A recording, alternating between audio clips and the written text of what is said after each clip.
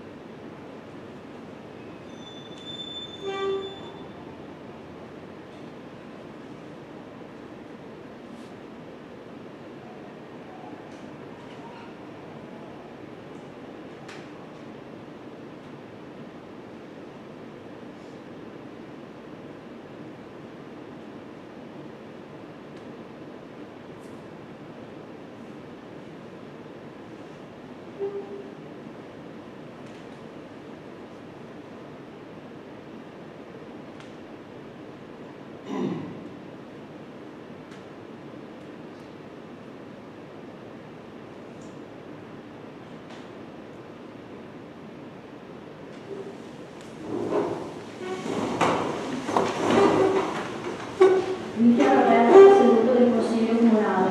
Invito il segretario a fare l'appello. Iuri Luciano, Sivuoso Arianna, Giusto Alessandra, Gualto Commisso, Giovanni, Marchesano Rocco, Barbaro Riccardo, Ortodus Filippo, Manzano Lorenza, Tamassia Evaristo, Loma Sala Andrea, Cattiotto Giacomo, Miolo Carlo, Conte Rosanna, Velante di Tamara, Paolo Marco, Galavella di Torino. Prima di iniziare vorrei fare una precisazione. Nell'esercizio dei poteri di polizia e di organizzazione dei lavori consigliari, riconosciuti al Presidente dall'articolo 4 del regolamento del Consiglio Comunale, è stata comunicata nella seduta di insediamento la disposizione dei seggi. Rispetto al posto occupato dal consigliere De Lazzari, rilevo che non c'è rispetto di tale disposizione. La invito pertanto a prendere posto nel seggio a lei assegnato. Sull'argomento non è ammessa discussione. Sì. Cosa vuol dire che non è ammessa discussione? Cosa significa tutte? Allora, io conosco bene qual è l'articolo 4 al quale lei si riferisce. Tuttavia io non solo sono d'accordo con gli altri consiglieri e con il mio capogruppo, sinceramente io traviso in questo, se mi permetto, l'abuso di potere, perché è una decisione arbitraria sua in questo momento. Se lei mi dice qual è il motivo di polizia o di organizzazione per il quale noi dobbiamo per forza mantenere i posti che decide lei, io posso capirlo, ma ai fini di questa discussione, scusi, sta parlando con lei, poi magari dice che non ha capito. Sto dicendo semplicemente che se secondo lei, al fine della discussione di oggi, il fatto che io non ho rubato il posto, ma in accordo con i miei colleghi consiglieri qua abbiamo deciso di cambiare il posto, non capisco quale sia questa. In questo momento vedo che ha dei suggeritori, ma vorrei che fosse lei direttamente a rispondermi. Grazie. Intanto questa è una scelta che spetta a me e quindi non è sindacabile. Poi non capisco il motivo per cui lei voglia stare vicino al consigliere Favaro. E lei dice che voglio stare vicino al consigliere Favaro, lo sta dicendo lei in questo momento. Io non ho detto qual è il motivo per cui io mi sono seduta qua. L'ho detto per caso, l'ho detto a qualcuno adesso, non mi pare. Per cui prima di affermare che io mi sono messa qua per stare vicino al consigliere Favaro, magari ci penserei 2 volte. Se quindi non si adegua, adotteremo il provvedimento conseguente. I consiglieri hanno un'interrogazione o interpellanza da presentare. Prego, capogruppo Favaro.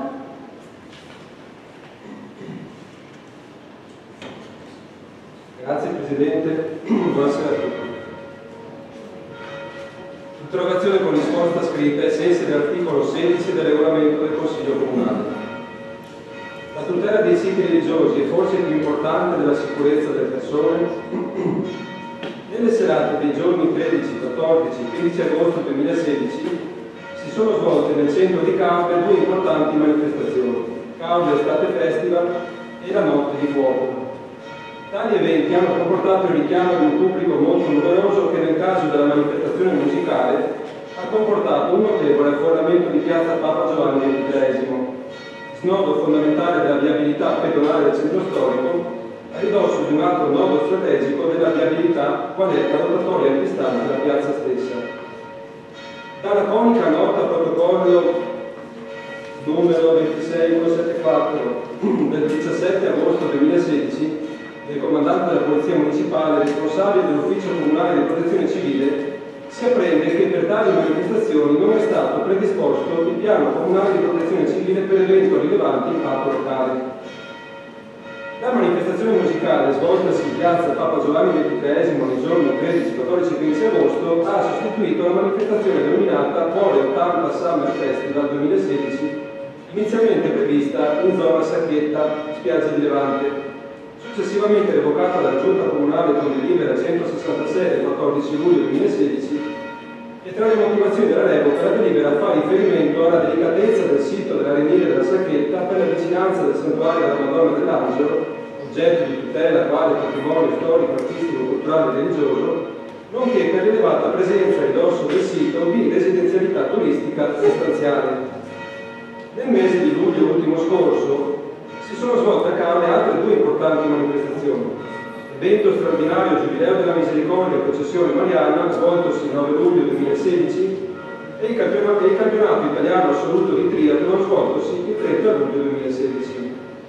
Per entrambe le manifestazioni l'Ufficio Comunale di Protezione Civile ha predisposto i piani comunali di protezione civile per evento a rilevante impatto locale, approvati con delibera del commissario straordinario, delibera con i poteri della Giunta Comunale numero 144 del 3 giugno 2016 e delibera con i poteri della Giunta Comunale numero 145 del 3 giugno 2016.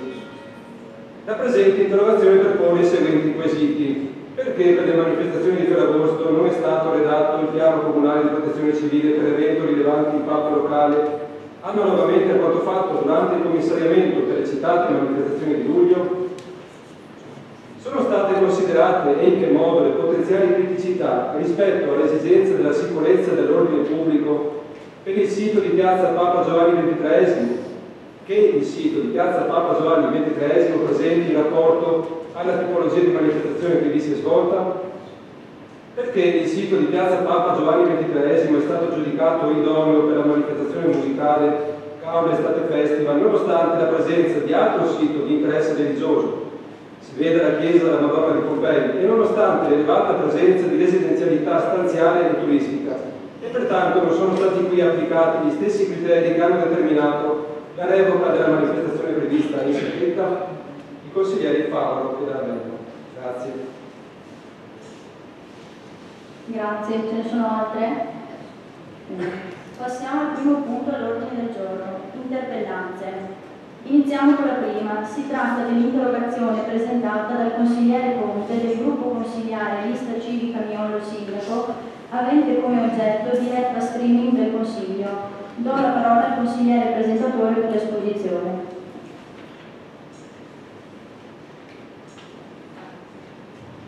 Grazie. Interrogazione. Diretta streaming del Consiglio Comunale. Giovanni Conte, consigliere comunale, esponente della Lega Nord del consigliere Miolo, interroga della serie vostra per sapere se questa amministrazione comunale intende attivarsi per la diretta streaming dei lavori del Consiglio Comunale analogamente a quanto avviene già in molteplici comuni, anche del nostro territorio, come l'esempio portuale. Ciò renderebbe molto più agevole per i cittadini, soprattutto per loro che abitano nelle stazioni e hanno difficoltà di presenziare fisicamente, seguire i lavori consigliari. Nello stesso tempo consentirebbe più in generale di avvicinare maggiormente gli stessi alla vita amministrativa del Comune. La richiesta verrà essere motivata proprio da sollecitazioni provenienti da molti cittadini, in particolare da residenze nelle frazioni più distanti dal centro di Caule. Risponde il sindaco.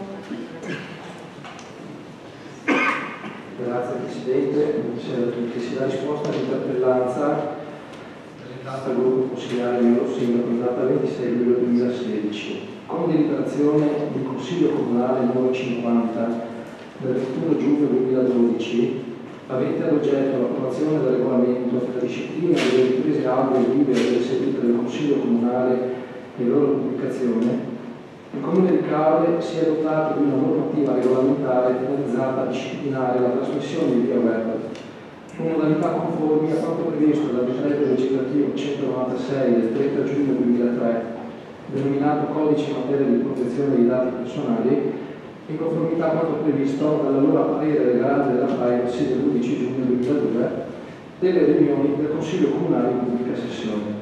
Le ragioni che hanno ispirato tale delibera vanno ravvisate ora come allora, anzitutto nella necessità, quale condizione primaria di sviluppo della società moderna, di avvalersi delle tecnologie dell'informazione e della comunicazione al fine di accrescere il valore del sistema locale, di accelerare il processo di trasformazione in agente di sviluppo del territorio, di semplificare il trattamento, la trasmissione e la divulgazione dei dati e delle conoscenze. La diffusione per via telematica di informazioni e servizi pubblici favorisce l'interazione tra i cittadini e i sistemi di governo, consentendo anche nuove forme di coesione sociale e promuovendo il dibattito sulla cosa pubblica, anche al fine di restituire ai cittadini il ruolo propulsore della società civile.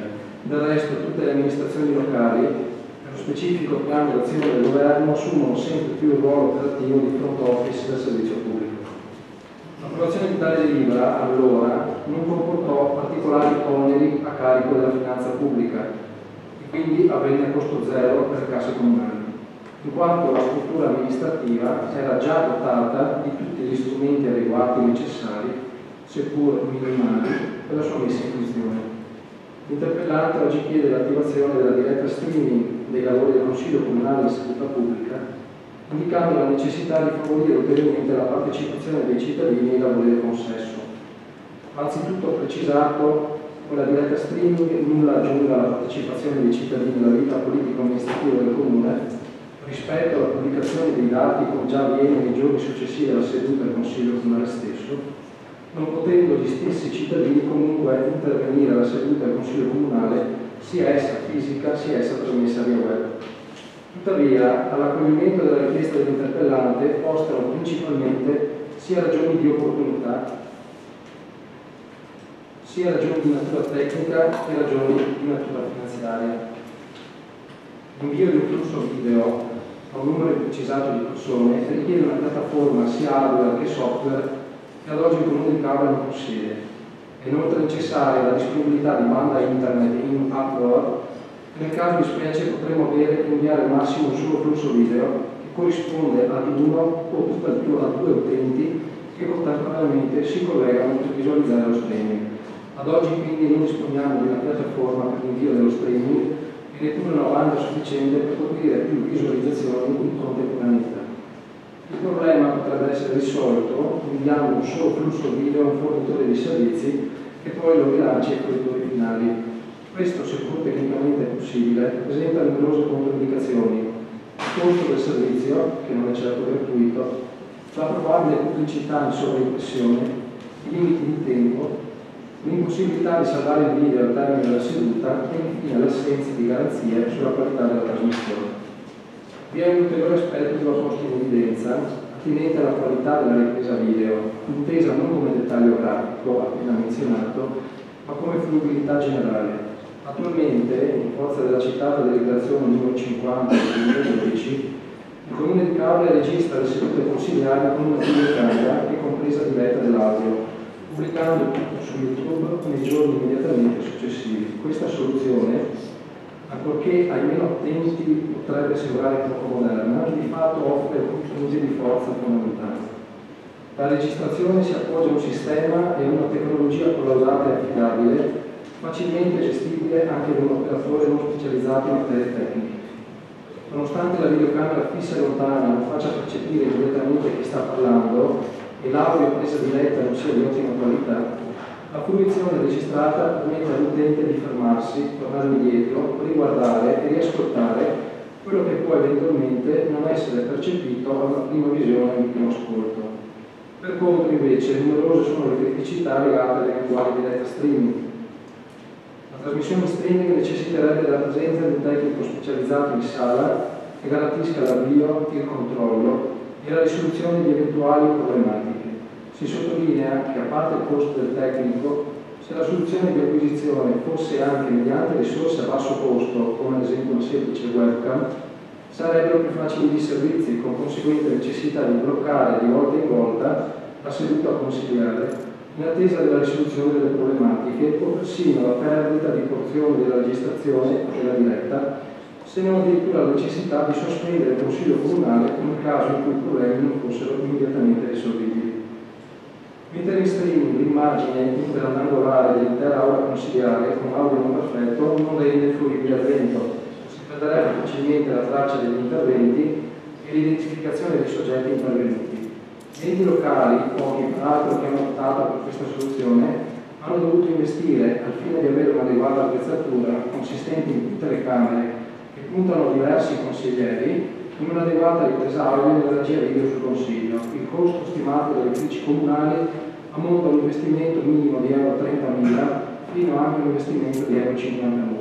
Risorse che oggi non sono a disposizione e che comunque, ancorché fossero a disposizione, questa amministrazione in epoca di grave crisi economica, sociale e finanziaria ritiene debbano essere finalizzate ad altri tipi di intervento per la comunità e per il territorio. Per i motivi esposti non si ritiene pertanto di motivare tale modalità di trasmissione. Grazie Sindaco. Ci sono interventi? Prego, consigliere. Ieri sera è stata motivata dal fatto che il comune di Calma ha un territorio molto esteso, cui le stazioni di Bruzza e di San Giorgio o altre vicine a noi hanno difficoltà a presenziare alle 18 del pomeriggio al Consiglio Comunale. Se vogliamo avvicinare le persone alla vita politica del nostro territorio è necessario trovare i mezzi idonei e aggiornarsi di sopra la precedente del 2012. Comunque, da un'analisi dei costi, a me risulta che i comuni limitrofi hanno speso solo 2.100 euro di IVA e la manutenzione sono circa 200 euro annuali. 1.200 per il monitor, 650 per le telecamere, 200 euro per l'impianto, su cui mi sono costi relativi.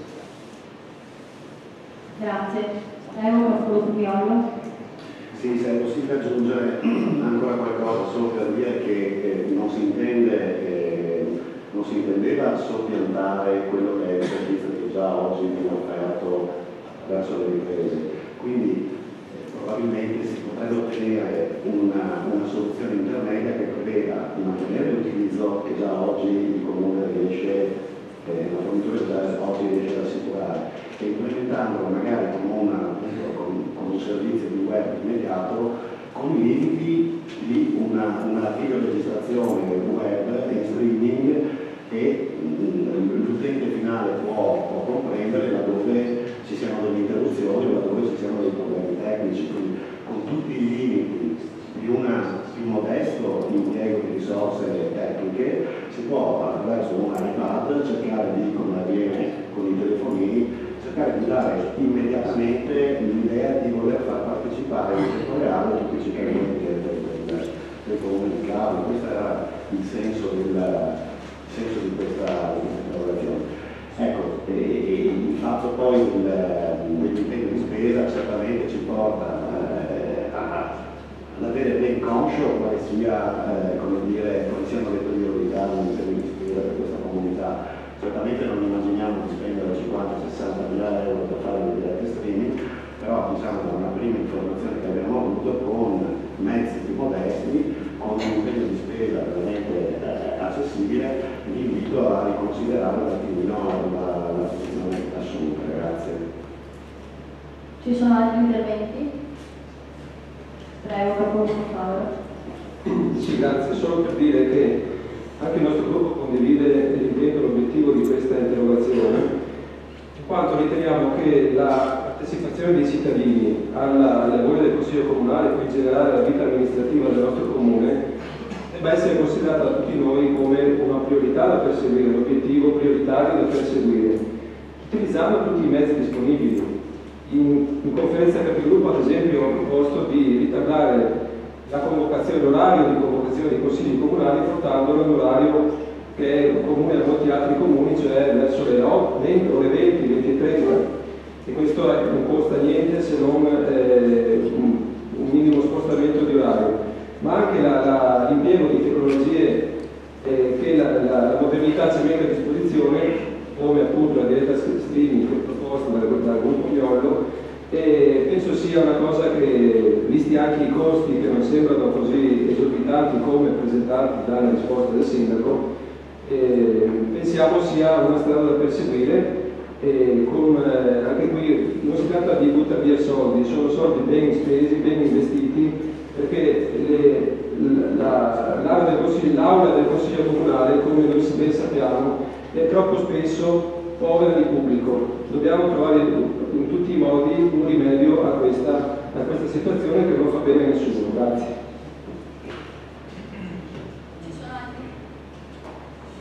Ci sono altri interventi? Prego. Voglio dire che i tempi cambiano e il fatto del personale che il sindaco dice è necessaria una presenza di un addetto si può risolvere con il dipendente comunale. Sarebbe risolto questo problema. Altri interventi? Lascio la parola al sindaco. Allora, nel momento in cui è stata presentata l'interpellanza abbiamo assegnato l'incarico all'ufficio che si occupa di queste cose, il Comune di Calvo, il quale ha stimato quei costi, tenuto conto di quella che è la piattaforma hardware, il software del Comune di Calvo e la capacità della banda. Molto probabilmente quando il consigliere Conte fa riferimento ai costi minimali di qualche amministrazione comunale, io non so quale sia, probabilmente fa riferimento all'amministrazione comunale che ha già la struttura hardware software adeguato, dispone già della banda nella quale noi non abbiamo, quindi il problema rimane e quei costi sono stati preventivati. Non si può paragonare un problema ad un altro se non si conoscono quali sono le rispettive piattaforme hardware software oppure le bande utilizzate per la trasmissione di dati. Quindi in questo momento rimaniamo fermi in questa nostra scelta, perché comunque non abbiamo questa capacità di spesa, noi intendiamo comunque spendere i soldi per questo tipo di intervento, preferiamo dedicarci al sociale o ad altre forme di intervento per la comunità. Passiamo alla seconda interpellanza, ossia quella presentata dal gruppo consigliare Liberi e Trasparenti, avente ad oggetto la negazione del patrocinio alla festa delle associazioni di San Giorgio alla Salute. Lascio la parola al capogruppo Favaro. Ho lettura dell'interrogazione. Interpellanza urgente con risposta in seduta consigliare ai sensi dell'articolo 16 del regolamento del Consiglio Comunale. L'amministrazione comunale di Cavri nega il patrocinio alla festa delle associazioni di San Giorgio alla Salute perché è valutata non rilevante e non utile a promuovere l'immagine e il prestigio della città di Cavri. Nei giorni dal 27 al 30 agosto 2016 si svolge alla Salute di Rivenza, in concomitanza con la sagra parrocchiale, la festa delle associazioni, che ha l'obiettivo di far conoscere alla popolazione le attività svolte da varie realtà associative operanti nei comuni di Cavri e di San Stino di Rivenza. Tale festa è giunta alla sua quinta edizione, essendo nata nel 2012. L'edizione di quest'anno vede la partecipazione dei seguenti soggetti: Centro Occupazionale Diurno Il Delfino di Capottoni, Associazione Libera Presidio di Portogruaro, Associazione Ludica I Cavalieri della Tavola Gioconda, Associazione per il rispetto dell'ambiente La Macchia Verde, Bici e Prosecco, ASD, Associazione Sportiva Dilettantistica Accademia della Salute, Associazione Sportiva Dilettantistica La Salute Calcio, Associazione Sportiva Dilettantistica San Giorgese Calcio, Nero Argento, Circolo House La Casa, AIDO di sezione di San Stino, Anziani e Giovani Due Livenze, Avis sezione San Giorgio La Salute, Associazione Dire Fare, Associazione Peter Pan, Unità Cinofila di Soccorso del Veneto, Associazione Zoofila Una Zampa nel Cuore, Maledetti Imbriaghi. A questo elenco quest'anno,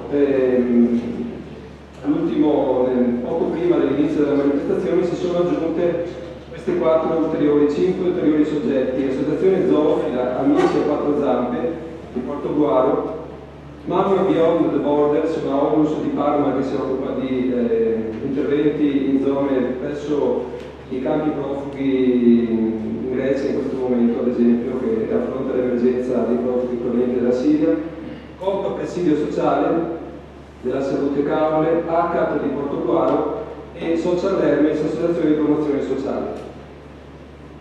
Anche quest'anno, come in tutte le edizioni precedenti, l'associazione Peter Pan, che svolge il ruolo di referente del coordinamento di associazioni, ha inoltrato ai comuni di Caule, di San Stino e di Livenza la domanda di patrocinio. Il patrocinio è stato concesso dal comune di San Stino, mentre è stato negato dal comune di Caule. Perché l'amministrazione comunale di Caule non concede il patrocinio? Nella lettera del dirigente del settore servizi sociali del 20 luglio 2016 si legge che, sentita la Giunta Comunale di Caule in data 14 luglio, e visto l'articolo 3 del regolamento per la concessione di patrocini, il patrocinio non è stato concesso perché, trattandosi di un'iniziativa che si svolge all'esterno del territorio comunale, tale iniziativa, sempre secondo l'articolo 3 del regolamento, non ha sufficiente rilevanza. Secondo l'interpretazione e realizzazione data del regolamento 3, tale iniziativa non avrebbe sufficiente rilevanza o comunque non è utile a promuovere l'immagine, il prestigio, la cultura, le arti o la tradizione della città di Caule. In verità l'atteggiamento del comune di Caule rispetto alla manifestazione è stato negli anni precedenti piuttosto ondivago e altalenante. Nel 2015 il commissario Bumma ha concesso il patrocinio, nel 2014 il sindaco Strioli ha negato tale patrocinio, o meglio, mi correggo, non ha risposto, no, ha negato tale patrocinio, mentre nelle edizioni 2012 e 2013, pur in assenza di formale risposta alla richiesta di patrocinio, l'amministrazione di Caule ha partecipato alla manifestazione con la presenza ufficiale degli assessori Antelmo nel 2012 e Minoia nel 2013. Va qui ricordato che gran parte delle associazioni in questione, indipendentemente dall'ubicazione della loro sede, sono formate da cittadini residenti nei due comuni di Caule e di San Stino e operano a favore della comunità di San Giorgio della Salute, considerata nel suo insieme, cioè una realtà fortemente integrata e interconnessa, in cui non ha alcun senso ricercare appartenenze territoriali e discriminare in rapporto ai confini amministrativi dei due comuni. La presente interpellanza perpone il seguente quesito. Viste le motivazioni adotte nella nota del dirigente comunale del 20 luglio 2016, a giustificazione della non concessione del patrocinio, perché in passato la medesima manifestazione ha ottenuto il patrocinio del comune di Caule e dunque, ai sensi dell'articolo 3 del regolamento per la concessione dei patrocini, è stata valutata avere sufficiente rilevanza o comunque è stata giudicata utile a promuovere l'immagine, il prestigio, la cultura, le arti o le tradizioni della città di Caule, mentre l'edizione di quest'anno no? Al di là dell'interpretazione più o meno strumentale e pretestuosa dei regolamenti, rimane evidente in tutta la sua gravità la sostanza di quanto accaduto. Negando il patrocinio all'iniziativa, l'amministrazione comunale di Caule ha di fatto disconosciuto l'impegno nel volontariato di numerosi cittadini di San Giorgio e della Salute e i benefici che ne derivano a vantaggio di altrettanto numerosi cittadini del comune di Caule, dimostrando una scarsa sensibilità e creando forte imbarazzo e disappunto nelle tante persone coinvolte nella manifestazione e impegnate nel sociale con dedizione e passione. Scorrendo l'elenco delle 18 più 5, quindi diventano 23 realtà coinvolte, ci si rende conto che stiamo parlando di volontari impegnati nel campo culturale, sportivo, socio-assistenziale, ricreativo, artistico, educativo, ambientale, della promozione della salute e della solidarietà. Un variegato mondo fatto di prezioso impegno, autentica passione civile, spirito di servizio e senso di appartenenza alla propria comunità. Queste associazioni sono la vera ricchezza del nostro tessuto sociale e con la loro stessa esistenza promuovono l'immagine e il prestigio della città di Caule, intesa come insieme di comunità che rendono vivo il nostro territorio. Per questo, concludendo, si chiede se l'amministrazione comunale non ritenga di doversi attivare nei confronti delle associazioni interessate da questo incidente per un chiarimento, per un gesto riparatore, auspicabilmente attraverso la presentazione di scuse ufficiali. I consiglieri Fava e D'Alberto. Grazie. Risponde l'assessore Barbaro.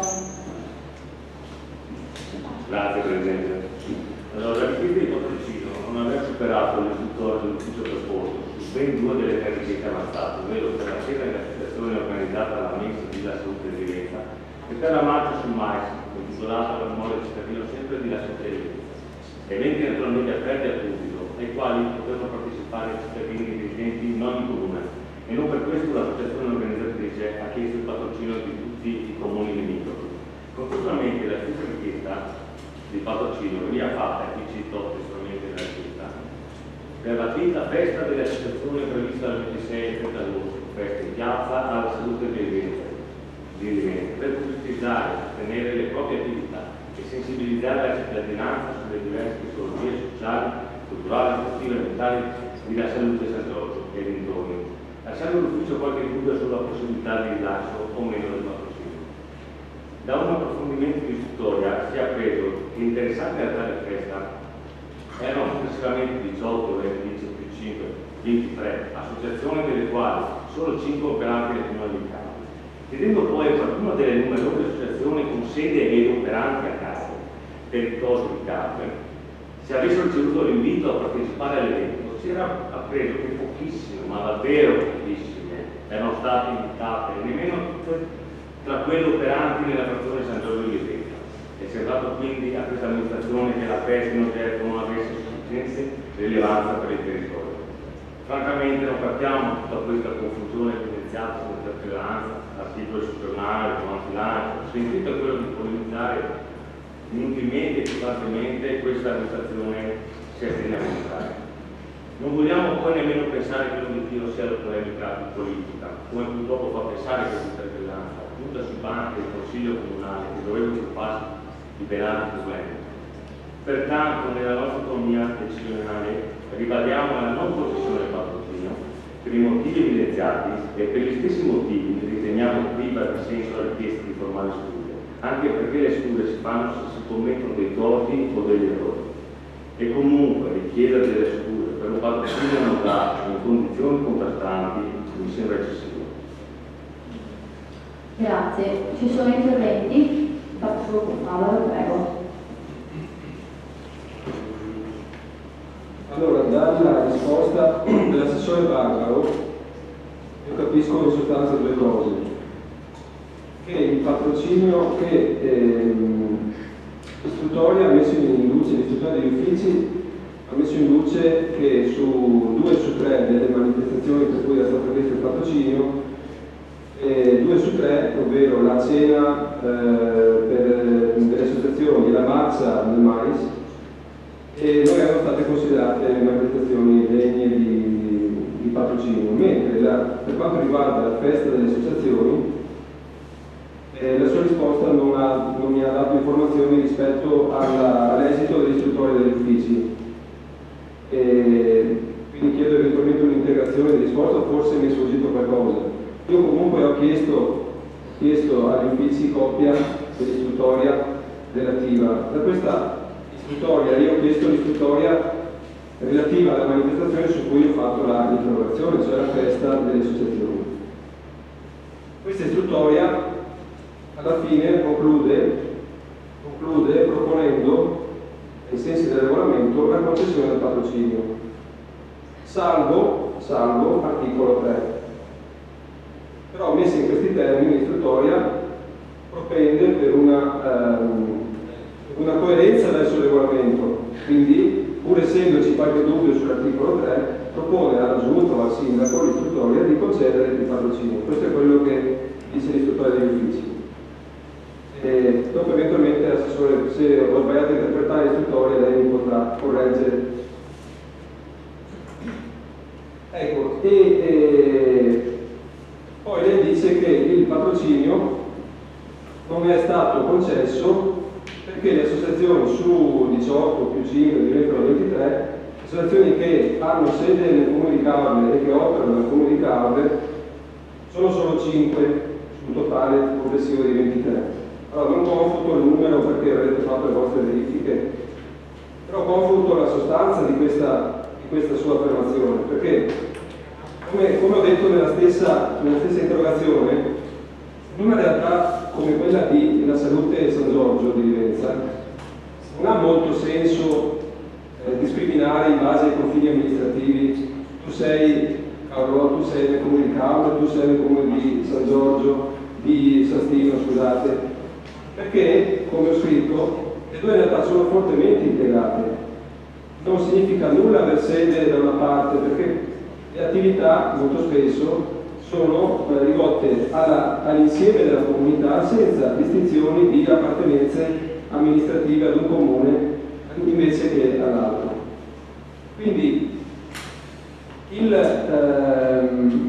quello che secondo me deve essere il criterio guida per un'amministrazione comunale che vuole decidere se è meritevole un'iniziativa di patrocinio oppure no, deve essere appunto la verifica delle ricadute concrete dell'operato di queste associazioni. Indipendentemente, uno può avere sede anche a Belluno, però se opera nel territorio e rivolge ai cittadini del Comune di Capua delle iniziative che sono positive, che sono nel campo della salute, della promozione, della solidarietà, eccetera, non mi interessa che abbia sede a Belluno, perché comunque ne beneficiano i cittadini di Capua. In più, in questo caso, associazioni che hanno sede a Sastina, nel Comune di Sastina, possono avere benissimo attivisti che invece risiedono nel Comune di Capua. La vedo una cosa poco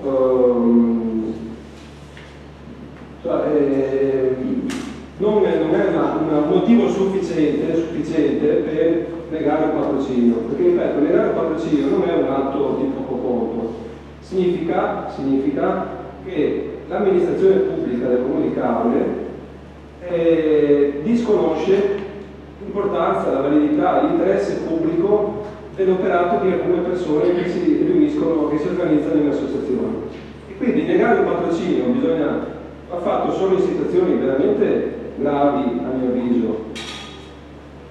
Poi, altra cosa che lei ha affermato è che per queste 23 associazioni mancano numerose associazioni di San Giorgio che non sarebbero state invitate. Allora, a me risulta che gli organizzatori, il coordinamento di associazioni che è arrivato alla quinta edizione, quindi a partire da 5 anni, dal 2012, organizza questa iniziativa in occasione della Sagra della Salute, non ha mai precluso alcuna associazione, non ha mai discriminato, non ha mai rifiutato la partecipazione a nessuno. Può essere che vi sia stata qualche dimenticanza, ma d'altro canto stiamo parlando di un gruppo di associazioni che non è tenuto a conoscere l'esistenza di tutti, non è un'amministrazione pubblica che se fa qualcosa deve fare pubblicare un bando, deve pubblicare un avviso pubblico con un invito a presentare candidature, eccetera. In uno spirito di buona volontà queste persone da ormai 5 anni si riuniscono, si organizzano. Con il passaparola i paesi sono piccoli, quindi tutti sanno che c'è questa iniziativa e nel tempo si sono aggregate nuove realtà sempre maggiori, sempre più numerose realtà, tanto più che siamo arrivati appunto a 23 associazioni e quindi mi pare che l'operato degli organizzatori sia più che corretto e per nulla discriminatorio verso nessuno. Pertanto anche questa motivazione mi pare inconsistente, mi pare non sufficiente per giustificare la negazione del patrocinio. Ci sono altri interventi? Lascio la parola al Sindaco.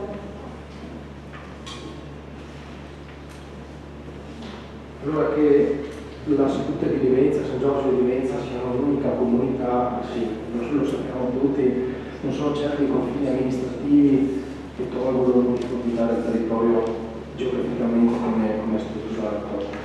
Però, ecco, dall'esito istruttore che lei appunto fa avrebbe visto il fascicolo che è stato dato dallo dirigente, dovrebbe aver visto, se ha detto bene, che delle 3 richieste presentate dall'associazione Peter Pan, che è quella che ha firmato la richiesta, su 2 l'istruttore ha dato parere negativo, quindi non si può dire che su quelle 2 l'istruttore ha dato parere positivo o ha permesso alla giunta indiscrezionalità di fare la scelta del sindaco locale.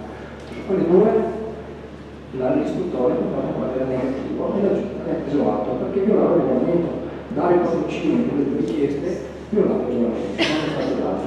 L'unico punto, il punto 3, sul quale l'istruttoria aveva dato parere positivo, rimettendo alla giunta nella propria discrezionalità di vedere se concedere o non meno patrocinio ai sensi del regolamento, la giunta ha ritenuto di non darlo per tutte le motivazioni che l'assessore Bardo ha già riferito. Allora, se un'associazione fa qualcosa in Caule, ma anche fuori Caule, ma per Caule,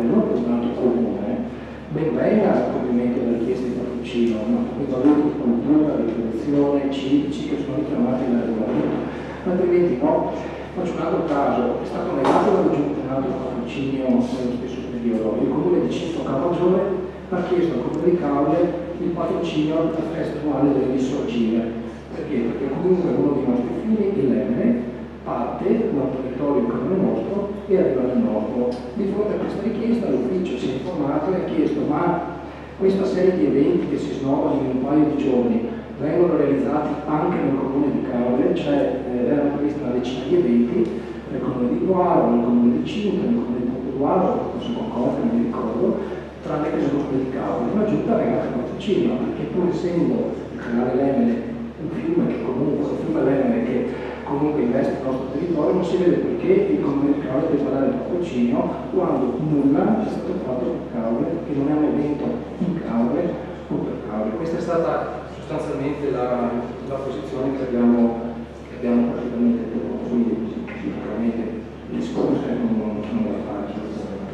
Invito invece l'associazione di Campano la prossima volta a realizzare l'evento del comune di Caule per San Giorgio di Vivenza. Sanno come l'hanno invitato tutte le associazioni, ma tutte le associazioni di San Giorgio di Vivenza, perché non è capoluogo anche e naturalmente quelle di La Salute, di la CSL, non c'è stato il consiglio del patrocinio, che si sposeranno anche il foro comunale nostro. Avevo capito Sara.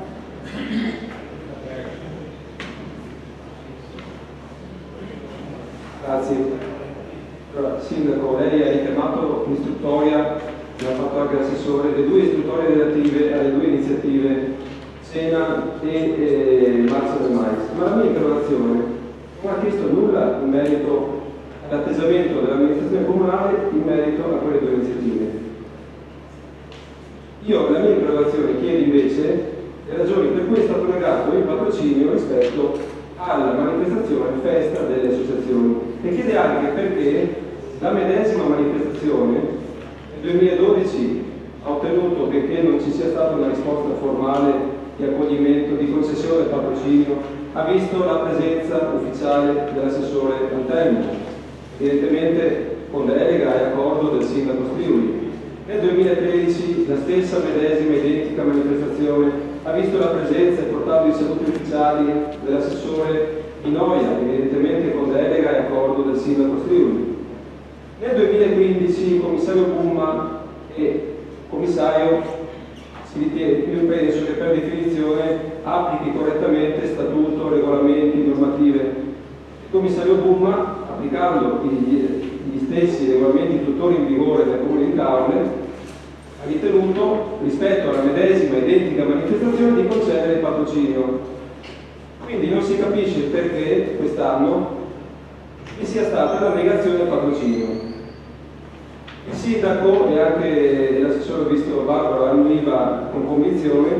Il sindaco dice, ha lanciato l'invito all'associazione Peter Pan di organizzare la festa nel comune di Caule a San Giorgio di Vivenza, magari una delle prossime edizioni. Eviteranno le associazioni di fare quello che credono e che ritengono più giusto. Non credo ci sia nessuna pregiudiziale negativa verso questo invito che il sindaco ha lanciato. Però da questo invito colgo, benché a parole si dica sì, siamo consapevoli che la Salute San Giorgio è un'unica comunità integrata e interconnessa, colgo un certo campanilismo, perché allora basta che si esca di 10 metri dal confine comunale con associazioni che, ripeto, appartengono anche al comune di Caule, o comunque se non hanno sede nel comune operano a favore dei cittadini di Caule, basta che si superi questo confine amministrativo per gettare un velo di addirittura valutare questa iniziativa come non degna dal punto di vista dell'immagine e del prestigio per la città di Caule. Io credo che questo modo di amministrare il comune sia poco proficuo per l'immagine e il prestigio di Caule, perché negare un patrocinio, ripeto, è un atto grave, e le persone che sono state colpite da questo incidente, cioè gli associati di queste associazioni, non hanno certamente accolto con favore, non hanno gioito di questa negazione, si sono sentiti trattati come persone che non meritano l'attenzione del comune di Caule, e questo onestamente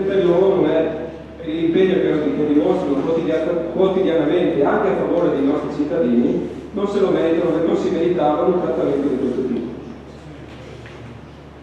Chiudo il sindaco. Allora, non confondiamo quelli che sono i rapporti istituzionali tra due amministrazioni comunali, come può essere tra Caudia e Sestino di Vivezza, perché nell'ambito dei rapporti istituzionali un assessore può essere presente e portare anche i saluti dell'amministrazione di riferimento, con quelli che sono invece i derivati di un'applicazione di una norma regolamentare che a seguito di istruttoria formula una proposta alla giunta che valuta se dare o non dare il patrocinio. Sono due ambiti di intervento diversi, perché se lei va a vedere nel 2012 la giunta non ha dato il patrocinio, nel 2013 non ha dato il patrocinio, nel 2014 non ha dato il patrocinio, nel 2015 lo ha dato il commissario Urban, nel 2016 ne è stato dato. In 2 anni, come dice lei, non me lo ricordo, devo dire la verità, sono stati inviati forse in proprio titolo personale, questa era l'idea dell'assessore Antelmo e l'assessore Minoia, che tra l'altro a suo tempo, ora come allora, l'assessore Minoia faceva parte di una delle associazioni di intervento, importanti di quella festa, per cui sono due piani operativi completamente diversi, ripeto, la comunanza del territorio, la vicinanza ai territori, i buoni rapporti istituzionali implica che l'assessore possa andare a Catania a portare i saluti, non per questo dare il patrocinio. Il rapporto istituzionale è una valutazione che viene messa alla scuola del governo. L'applicazione, la concessione di patrocinio invece a seguito di istruttoria che deve essere sempre favorevole implica l'applicazione di un norma regolamentare, per cui non mi trovo d'accordo, perché magari lei sarà insoddisfatto come al solito della risposta, però questa è la posizione insomma, che riteniamo sia stata corretta. Non è ammessa la replica perché ha già fatto 2 interventi, andiamo avanti. Cosa vi ho già detto, solo per precisare che non è vero che nel 2012, 2013 e 2014 l'amministrazione Strilli ha negato il patrocinio. L'amministrazione Strilli ha semplicemente non risposto. Negare il patrocinio è un'azione positiva, attiva, ben diversa. E l'istruttoria degli uffici proponeva la concessione del patrocinio. Grazie. Scusi, è solo una cosa posso aggiungere. Io volevo solo dire questo. Quelle sere in cui c'erano appunto queste feste delle associazioni ero presente. Confermo quello che ha detto il consigliere Faro, nel senso che c'era parecchio malessere alle varie persone che facevano parte di queste associazioni che si sono sentite effettivamente ferite per questo. Io dico soltanto è corretto applicare i regolamenti e tutto quello che è stato detto fino adesso, semplicemente è stato dato però un'immagine negativa secondo me in questo momento, perché comunque le associazioni, come ha detto bene il consigliere Paolo, sono associazioni fortemente integrate nel territorio e che contribuiscono al benessere del territorio. Questo va comunque a cardotare con quello che è lo statuto comunale, perché gli articoli 39 e gli articoli 42 in entrambi si parla di promozione di associazioni e comitati come organismi, dove si parla di promuovere la formazione di associazioni, soprattutto quelle che si basano sull'assistenza, sulla gestione del territorio, quelle che hanno carattere sociale. Mi spiace semplicemente perché secondo me si è mancata l'occasione per essere vicini alla popolazione. Grazie. Nomino come scrutatori i consiglieri Vanzan, Bortolussi e De Lazzari. Passiamo al secondo punto all'ordine del giorno, che recita approvazione verbale sedute precedenti. Visti i verbali delle sedute del Consiglio Comunale comprendenti le deliberazioni dal numero 38 del 4/7/2016 al numero 55 del 28/7/2016, dato atto che il deposito dei verbali di cui trattasi a disposizione dei consiglieri è avvenuto nei termini previsti dall'articolo 35 del regolamento del Consiglio Comunale e che copia degli stessi è stata inviata ai capigruppo consigliari nei termini previsti dall'articolo 54 dello stesso regolamento, ritenuti gli atti meritevoli di approvazione in quanto riportati fedelmente allo svolgimento dei lavori, dato atto che l'argomento è stato preventivamente sottoposto all'esame della terza commissione consiliare in data 6 settembre ai sensi dell'articolo 10 del vigente regolamento del Consiglio Comunale, visto il parere favorevole del segretario generale espresso ai sensi dell'articolo 146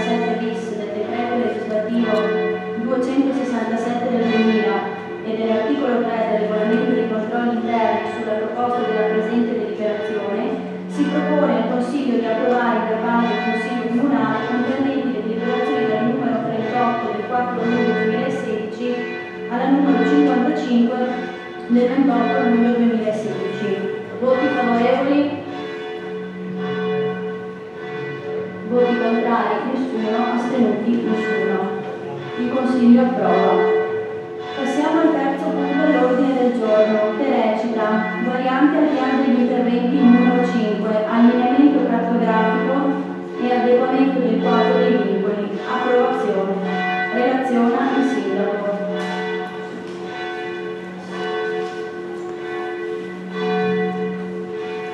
Il Comune di Caole, dotato di piano regolatore, ha approvato con deliberazione di Giunta regionale del Veneto il numero 2644 del 27 aprile del 90, vigente dal 1 luglio 1990, il piano di assetto del territorio del Comune di Caole è stato approvato in conferenza dei servizi decisoria in data 11 novembre 2013, ratificato con deliberazione di Giunta provinciale numero 7 del 17 gennaio 2014, pubblicata nel Bollettino Ufficiale della Regione Veneto numero 21 del 21 febbraio 2014 ed è oggi vigente.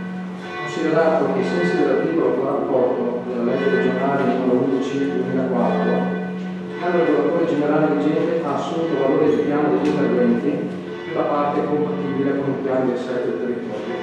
Si rende necessario adeguare e trasformare la vecchia cartografia del piano degli interventi da formato cartaceo a quello digitale, usufruendo della base cartografica regionale, dotando la verificazione aggiornata dei vincoli presenti nel quadro conoscitivo del piano di assetto del territorio. Tale attività si rende indispensabile al fine di poter dare attuazione d'ora in poi alle varianti del piano degli interventi che si renderanno opportune e necessarie. Gli uffici del settore umanistico hanno provveduto, anche con l'ausilio di un service tecnico, alla redazione degli elaborati del piano degli interventi interessanti l'intero territorio comunale, allineando sulla nuova base cartografica regionale la zonizzazione del piano regolatore vigente adeguando i vincoli presenti. In particolare sono stati individuati i seguenti vincoli: aree di notevole interesse pubblico vincolate ai sensi dell'articolo 136 decreto legislativo 42/2004, territori costieri compresi una fascia di 300 metri dalla linea di battigia, ai sensi dell'articolo 142, comma primo lettera A del decreto legislativo 42/2004, linea di battigia, origine del vincolo di 300 metri, linea di 300 metri dalla linea di battigia. Vincolo paesaggistico, ai sensi dell'articolo 142, comma primo lettera C, decreto legislativo 42/2004, linea di 150 metri dal limite di idrografia vincolata. Territori coperti da foreste e boschi vincolati ai sensi dell'articolo 142, comma primo lettera C, decreto legislativo 42/2004. Zone umide vincolate ai sensi dell'articolo 142, comma primo lettera I, decreto legislativo 42/2004. Adiacenze tutelate ai sensi dell'articolo 157 del decreto legislativo 42/2004, zone sottoposte a vincolo idrogeologico ai sensi del Regio Decreto 3267 del 1923, siti di interesse comunitario ai sensi della delibera di Giunta Regione Veneto 2673/2004, zone di protezione speciale ai sensi della delibera della Giunta Regionale di Veneto numero 2673 del 2004, centri storici, ambiti naturalistici di livello regionale ai sensi dell'articolo 19 delle norme tecniche di attuazione del piano territoriale regionale di coordinamento, ambiti per l'istituzione di parchi e riserve naturali regionali ai sensi dell'articolo 33 del GPRC, aree di tutela paesaggistica di interesse regionale, di competenza degli enti locali ai sensi dell'articolo 35 del GPRC, fasce di rispetto stradali, fasce di rispetto cimiteriali, fasce di rispetto dai veicolatori, fasce di rispetto dalle discariche, fasce di rispetto dagli elettrodotti, fasce di rispetto dai metanodotti, fascia di servizio idraulica relativa all'idrografia pubblica. Rilevato che con il presente allineamento si sono inoltre individuate le aree di piano regolatore che il patto non considera compatibili. Aree alle quali, fino a intervenute varianti che potranno essere predisposte, si applica la disciplina prevista dall'articolo 33 della legge regionale 11 del 2004 su modifiche e integrazioni. Evidenziato altresì che con la presente trasposizione cartografica è stata effettuata la vestizione in scala 1-500 del centro storico ai gradi di protezione degli edifici e piano regolatore vigente. Specificato che la vestizione cartografica di cui sopra non comporta alcuna modifica ai gradi di protezione approvati dal piano regolatore vigente dal 1 luglio del 90 e con la variante tecnica del piano regolatore del 1999, Il l'allineamento cartografico della zonizzazione dei vincoli non apporta modifiche ai gradi di protezione dei valori tipologici assegnati al piano regolatore del 90 e della variante per le zone agricole del PRG 1999. Ribadito che l'allineamento cartografico di quella presente deliberazione consentirà di ottenere una base indispensabile per la redazione delle future varianti dello strumento urbanistico che questo comune deciderà di intraprendere, per quanto sopra illustrato e descritto, con delibera del commissario straordinario numero 23 del 17 maggio 2016 è stata adottata la variante in oggetto, costituita dagli elaborati che vanno dalla tavola 13.0.a alla tavola 13.3.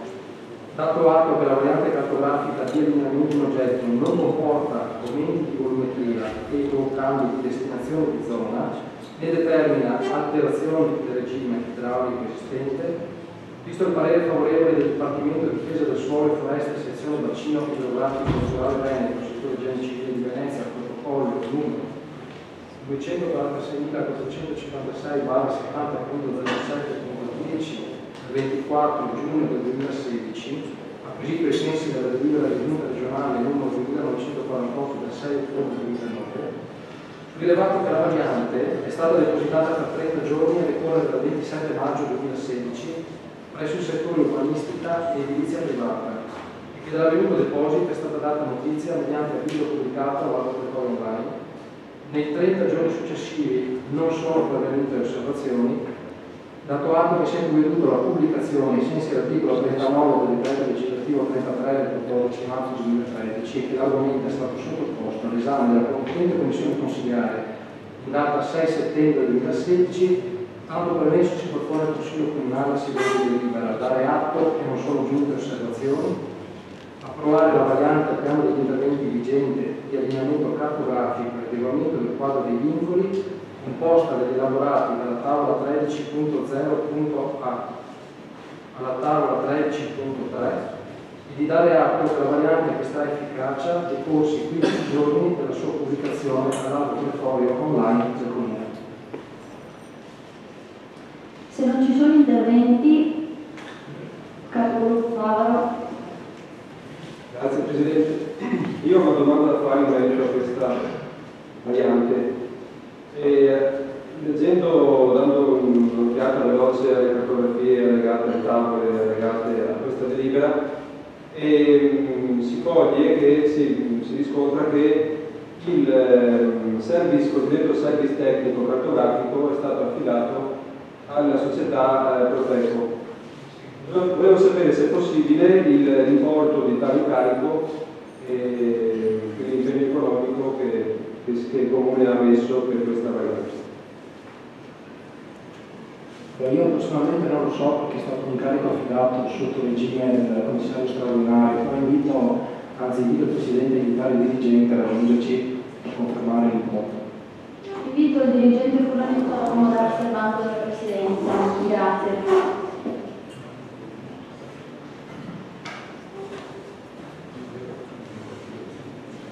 Buonasera. Adesso la cifra esatta non la ricordo, ma si tratta di una cifra molto contenuta sull'ordine di qualche migliaia di euro, 2 o 3 adesso non ricordo. Potrei essere più preciso, magari mi fanno telefonare in ufficio già domani mattina.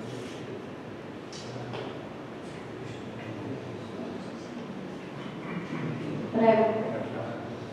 Sì, grazie. Il senso della mia domanda, oltre a avere un dato del merito sull'impegno economico, il senso risale ad una considerazione più di carattere generale, e cioè che dal lavoro che si è visto, e che comunque è un lavoro che ritengo utile e necessario, perché rimettere l'ordine dal punto di vista cartografico per riepilogare in un unico strumento le destinazioni, i vincoli che discendono da più strumenti, da più piani, da più norme, è sicuramente una cosa utile e penso che faccia bene a un governo corretto del territorio.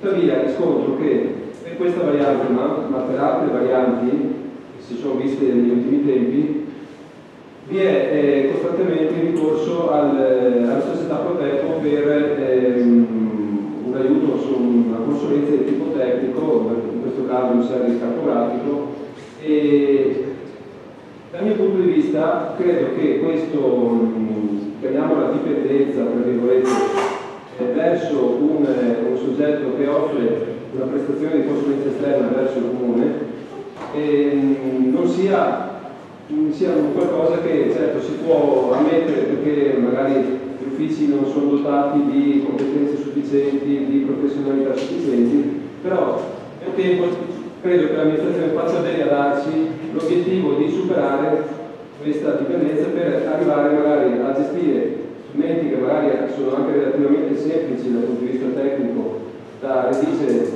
strumenti aggiornati, piccole varianti API in maniera autonoma senza per forza dover sempre ricorrere all'esterno.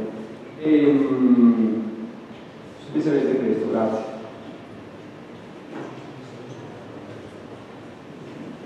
Sì, mi permetto di puntualizzare una cosa, non è che non ci siano le competenze ci sono, il problema è che non ci sono le attrezzature, perché quando parliamo di strumentazione urbanistica parliamo di chi è del settore lo sa bene, di attrezzature, di programmi specifici che peraltro ricordo sono tutti collegati, nel senso che piaccia o no lo studio fotovoltaico ha prodotto per il comune di Caula e quindi di fatto. Ovviamente quella cartografia oggi viene tradotta nelle opportune scale e con le precise tematiche partendo da quella, per cui sarebbe anche, come dire, praticamente molto difficile rivolgersi a qualcun altro, proprio perché bisognerebbe ripartire da zero, riprendere le basi cartografiche che sono oltretutto anche costoso perché si troverebbe nella condizione di doverle rifare inutilmente, insomma, ecco.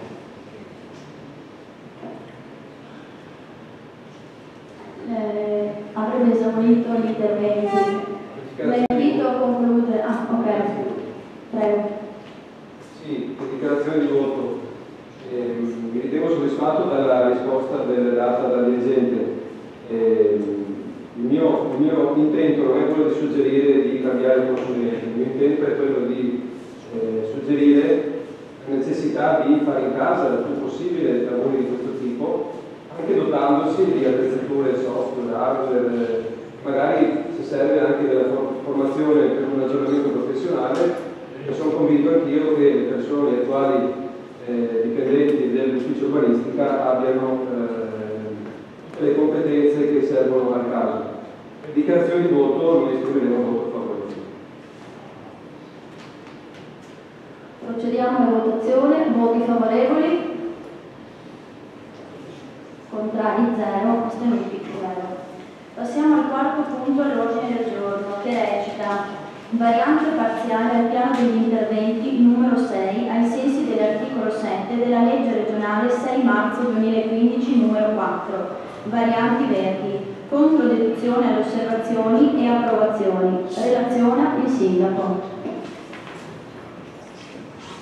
Non è il caso adottato il piano regolatore approvato con deliberazione di giunta regionale Veneto 2644 al 27 aprile del 90, vigente al 1 luglio del 90. Il piano di assetto del territorio del comune di Caula è stato approvato in conferenza di servizi decisoria in data 11 novembre 2013, ratificato con deliberazione di giunta provinciale 7 del 17 gennaio 2014, pubblicata nel bollettino ufficiale del Regione Veneto numero 21 del 21 febbraio 2014 ed è oggi vigente. Per effetto dell'approvazione del PAT, il piano regolatore generale vigente ai sensi della legge regionale numero 11 del 2004 sulle modifiche e integrazioni, articolo 48,5 bis, per le parti compatibili con il PAT diventa il piano degli interventi. La Regione Veneto, con legge regionale numero 4 del 16 marzo 2015, modifiche di leggi regionali e disposizioni in materia di governo del territorio e di aree naturali protette regionali. L'articolo 7 riporta la seguente disposizione.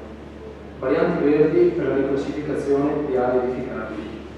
Entro il termine di 180 giorni dall'entrata in vigore della presente legge e successivamente entro il 31 gennaio di ogni anno, i comuni pubblicano nell'albo pretorio, anche come modalità online, ai sensi dell'articolo 32 della legge 18 giugno 2009 numero 69, disposizioni per lo sviluppo economico, la semplificazione e la competitività nonché in materia di processo civile, un avviso con il quale invitano gli aventi titolo che abbiano interesse a presentare entro i successivi 60 giorni la richiesta di riclassificazione di aree edificabili affinché siano private della potenzialità edificatoria loro riconosciuta dallo strumento urbanistico vigente e siano rese inedificabili. Il Comune, entro 60 giorni del ricevimento, valuta le istanze e qualora ritenga le stesse coerenti con le finalità di contenimento del consumo del suolo, le accoglie, mediante approvazione di apposita variante al piano degli interventi, secondo la procedura di cui all'articolo 18, commi da 2 a 6 della legge regionale 23 aprile 2004 numero 11, norme per il governo del territorio in materia di paesaggio, ovvero in assenza del piano di assetto del territorio, di variante al piano regolatore generale, una procedura prevista nei commi 6 e 7 dell'articolo 50 della legge regionale 27 giugno 1985, numero 61, norme per l'assetto e l'uso del territorio su successiva modificazione. La variante di quel presente articolo non influisce sul dimensionamento del PAT e sul calcolo della superficie agricola utilizzata. Dato atto che per effetto del primo avviso pubblico del 30 settembre 2015 e del secondo avviso pubblico del 27 gennaio 2016 sono pervenute le seguenti manifestazioni di interesse da parte dei soggetti proprietari in riferimento a quanto previsto dall'articolo 7 della legge citata. Zanetti Rita, 19 ottobre 2015, per area di San Giorgio di Vicenza. Architetto Carmelo Danzo, in rappresentanza dell'azienda agricola Danzo Antonio Domenico e Figli, 26 novembre del 2015 per un'area di San Giorgio. Arpinello Natalino, Mengo Natalina, Marsonetto Giannino e Bocalò Silvana, il 26 novembre 2015 per un'area di San Giorgio. Società Micheletto Gruppo SRL, tramite PEC inviato dall'architetto Ronchiato, 30 novembre 2015 per un'area di San Giorgio di Vicenza. Zaramella Gianantonio e Prosdocimo Tigina, il 25 febbraio 2016 per un'area di San Giorgio di Vicenza. A seguito della valutazione svolta sulle istanze, finalizzata ad accertare se le richieste di retrocessione dell'edificabilità comportino ricadute significative in termini di impatto sulle infrastrutture e servizi, mancata realizzazione di infrastrutture primarie, sull'ambiente, mancata realizzazione di spazi pubblici e di compensazione ambientale e sui privati, effetti negativi sull'edificabilità delle aree limitrofe o comprese nel medesimo comparto di intervento, il Comune ha ritenuto accoglibili le richieste di retrocessione delle aree edificabili relative alle istanze numero 1, 2, 4 e 5 ed accoglibile parzialmente la proposta numero 3 come si evince dagli elaborati di variante. Per quanto sopra relazionato, un delibera del commissario straordinario, veste di deliberazione costituzionale, numero 24 del 17 maggio 2016, e di cui si ricavano i contenuti, veniva adottata la variante numero 6 al piano degli interventi, denominata variante verde, costituita da relazione e verifica del dimensionamento, elaborati cartografici di variante scala 1-5000 e 1-2000, allegati in unico fascicolo con la relazione e la dichiarazione di procedura della VAS, dichiarazione di procedura della VAS, dichiarazione d'INCA, asseverazione della non necessità della valutazione di compatibilità idraulica. Visto il parere favorevole del Dipartimento di Difesa del Suolo e Foreste, sezione bacino idrografico del Parlamento, settore genetico di competenza, a protocollo numero 225.384/70.07.10 del 9 giugno 2016, acquisito ai sensi della delibera giunta regionale numero 2948 del 6 ottobre 2009, rilevato che la variante è stata depositata per 30 giorni a decorrere dal 27 maggio 2016 presso il settore urbanistica e edilizia privata, che dell'avvenuto deposito è stata data notizia mediante avviso pubblicato all'auditorio online. In 30 giorni successivi è pervenuta una osservazione da parte delle ditte Pappinello Natalino, Mingo Natalina, Marsonetto Giannino e Bocalò Silvana, inviata dal PEC e dal tecnico incaricato il 25 luglio 2016, assunta al protocollo numero 23.977. Esaminata la proposta di controdeduzione data dagli uffici comunali allegato A alla presente deliberazione, dato atto che la presente variante non influisce sul dimensionamento del PAT e sul calcolo della superficie agricola utilizzata, così come previsto al comma 2 dell'articolo 7 della legge regionale 16 marzo 2015 numero 4, modifiche di legge regionale di disposizioni in materia di governo del territorio e di aree neutrali del regionale, Dato atto che si è provveduto alla pubblicazione ai sensi dell'articolo 39 del decreto legislativo numero 33 del 14 marzo 2013, dato atto che l'argomento è stato sottoposto all'esame della competente commissione consiliare in data 6 settembre 2016, tanto premesso si propone l'approvazione della seguente delibera. Prendere atto che a seguito del regolare deposito della documentazione costituente la variante in oggetto e adottata con deliberazione numero 24 del 17 maggio 2016 è pervenuta una osservazione. Di contro dedurre l'osservazione pervenuta come modalità si pongono le motivazioni espresse nell'elaborato del conto di deduzione delle osservazioni, che si trova legato sub A all'originale presente deliberazione per formarne parte integrante e sostanziale, di approvare la variante parziale numero 6 del piano di interventi vigente, ai sensi dell'articolo 7 della legge regionale 6 marzo 2015 numero 4, denominata varianti verdi, finalizzata allo stralcio di aree edificabili e alla loro riclassificazione per una destinazione urbanistica priva di edificabilità e composta dei seguenti elaborati: relazione e verifica del dimensionamento, elaborati cartografici di varianti in scala 1.5000 e 1.2000 legati in un fascicolo con la relazione di applicazione di procedura di VAS, dichiarazione di procedura di VAS, dichiarazione vinca, asseverazione della non necessità della valutazione di compatibilità idraulica, come adottati con delibera del commissario straordinario numero 24 del 2016. Tale atto che la variante estrà efficacia decorsi 15 giorni dalla sua pubblicazione all'albo pretorio online del Comune.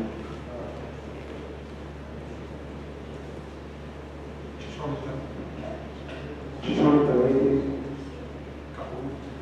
Consigliere Paolo? Sì, comunico che non parteciperò alla discussione e al voto di questa delibera in ossequio a quanto previsto dall'articolo 78 del testo unico degli locali in merito al conflitto di interessi degli amministratori pubblici. Grazie.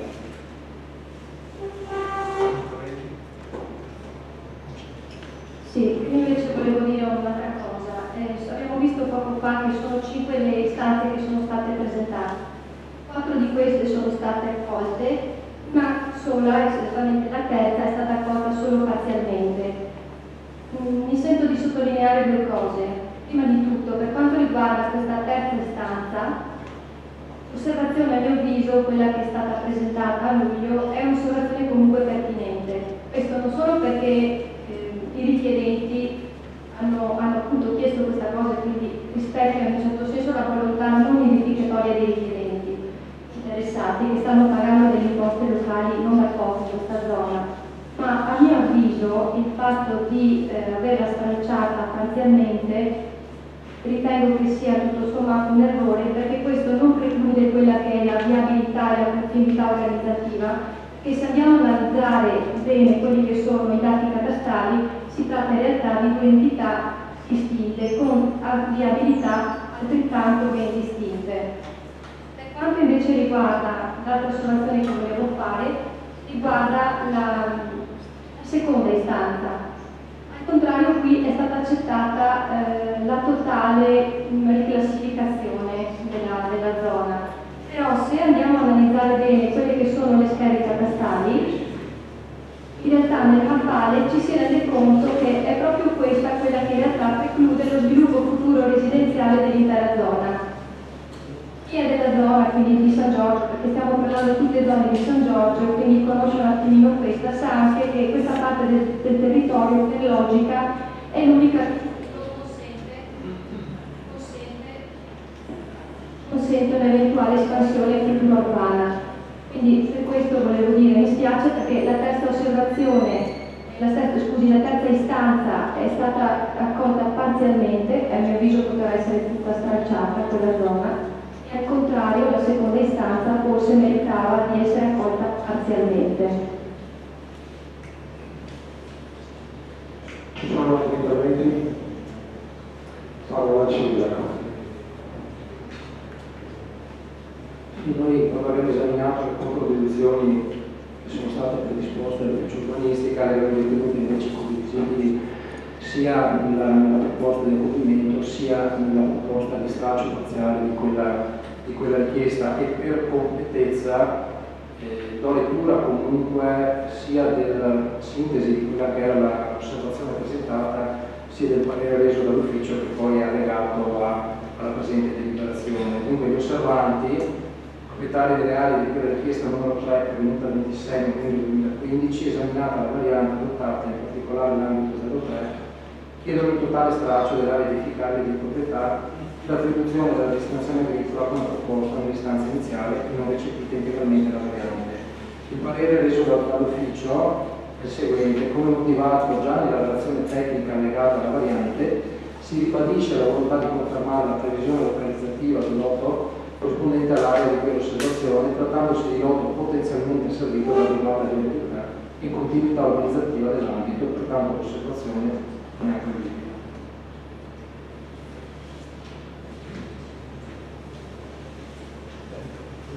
Prima di passare alle votazioni do la parola al segretario che deve dare delle spiegazioni in merito.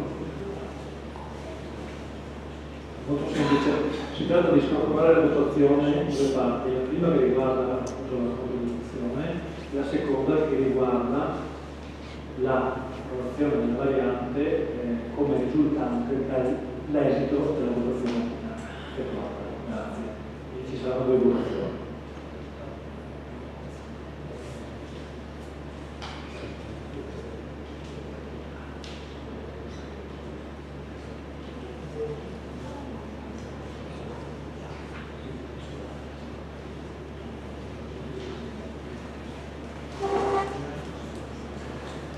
Allora, mettiamo al voto il rigetto dell'osservazione durante la votazione.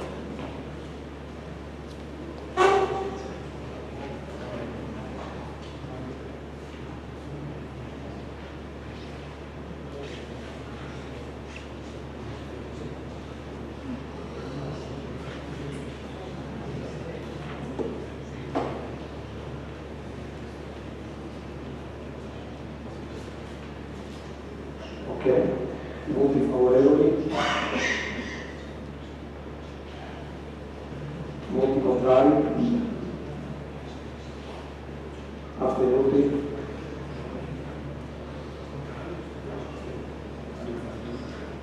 grazie.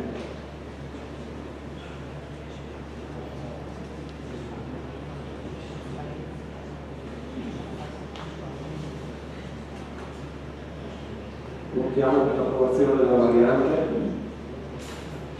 Voti favorevoli. Voti contrari. Astenuti.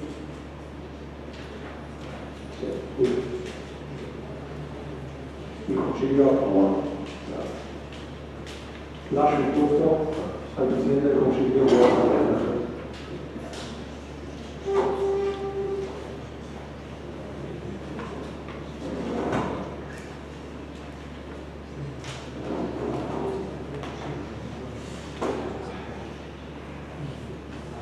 Passiamo al quinto punto all'ordine del giorno, che recita: intervento di riqualificazione della società agricola Paludello SRL in località San Gaetano. Parere ai sensi dell'articolo 42.2 lettera B del decreto legislativo 267 del 2000.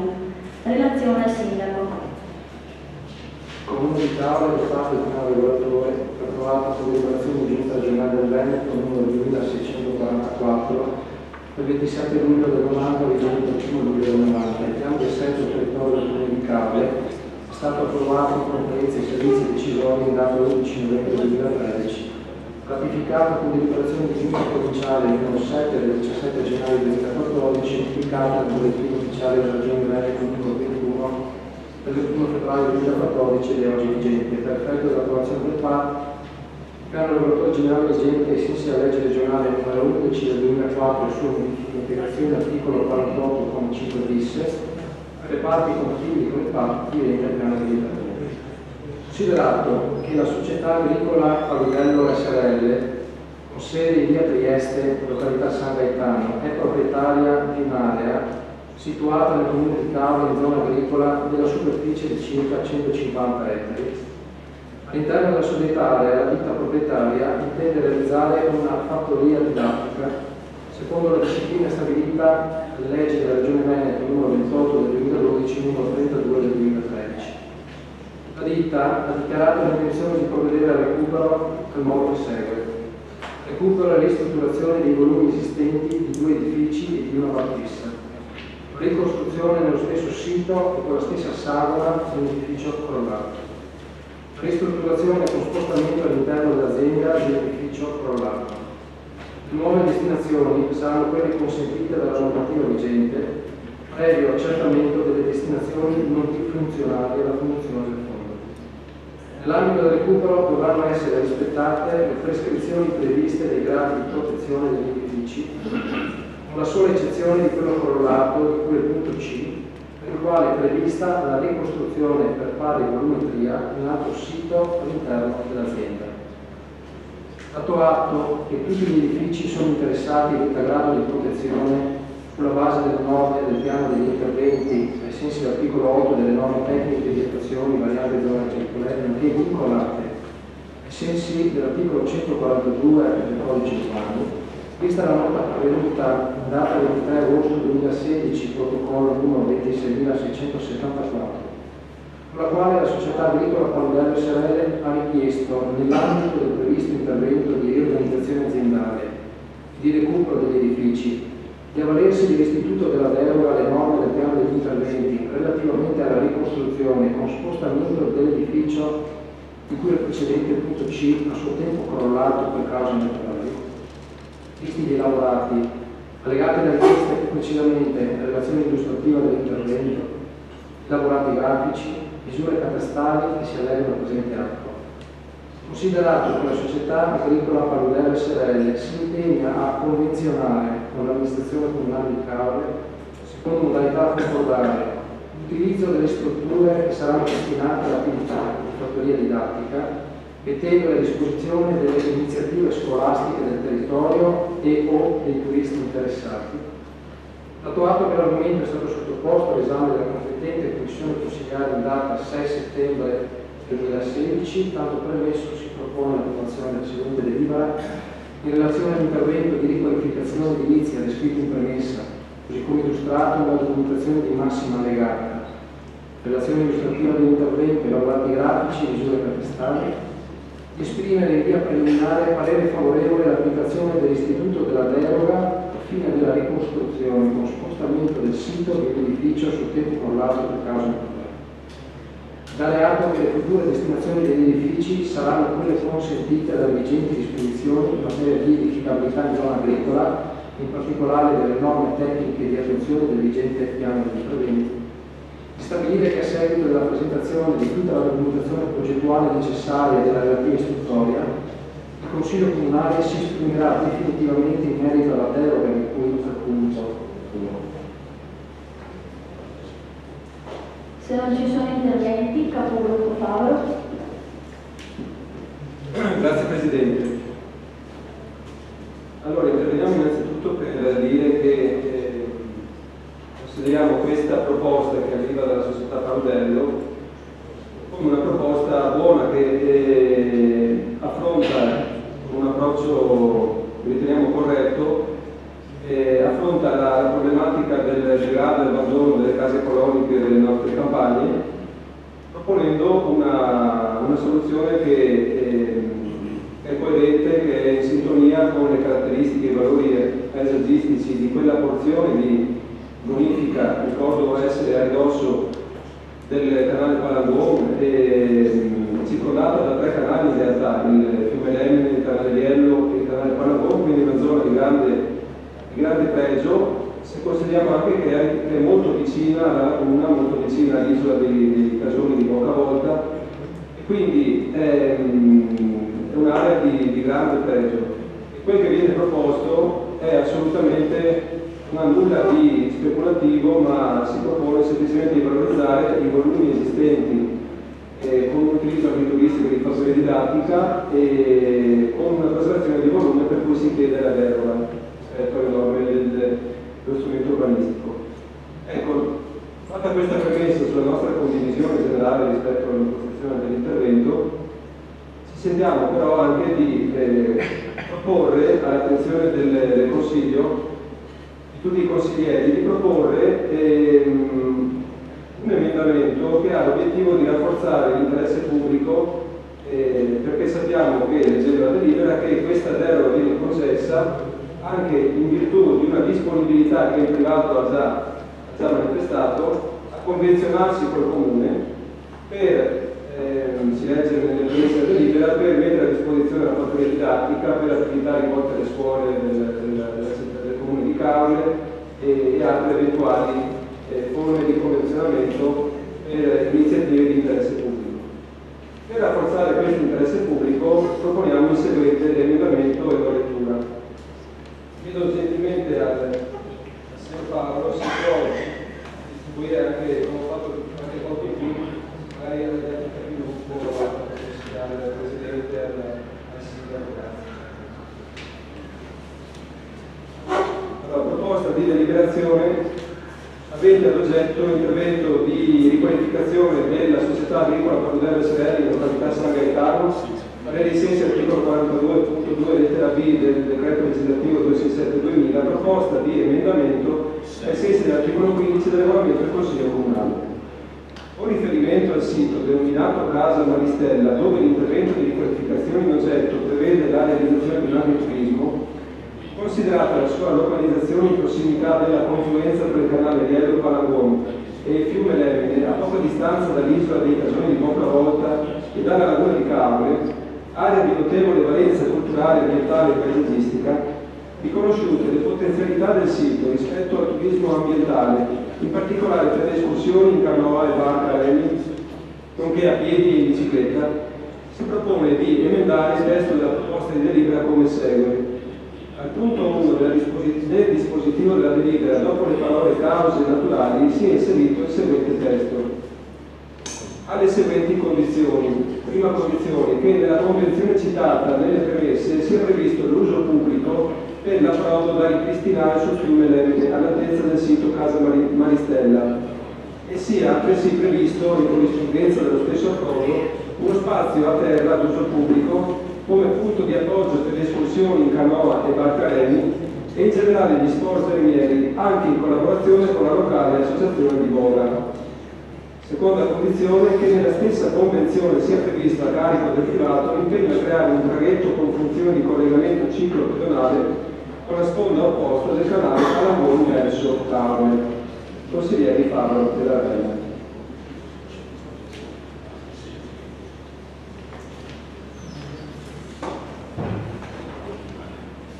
Ci sono altri interventi? Prego, Romiollo. Sì, grazie Presidente. A noi sembra che questa proposta che proviene dai consiglieri Favato e Emanuele Dalla Bella meriti di essere sfruttata, presa in seria considerazione. Noi la condividiamo in toto, riconoscendo in questo sito alto valore paesaggistico, ma anche del suo metodo. Vorrei cogliere un lato positivo che spero la maggioranza riesca a condividere anche per il passato. Cioè, laddove vi siano iniziative pregevoli come questa, lodevoli sia per il contenuto e anche per il tipo di premure e di sensibilità rivolte appunto al tipo di intervento proposto, che vi sia, laddove si trovi l'apertura di queste azioni da parte dei deputati, sia anche l'attenzione da parte dell'amministrazione di mettere in rete questi punti, cioè far diventare queste un'occasione per riuscire a delocalizzare anche verso la parte dell'entroterra un turismo secondo una logica che è quella di far vivere il territorio anche nelle sue parti meno direttamente legate al capoluogo, e quindi in questo senso magari cercare di capire, cercare di vincolare questo tipo di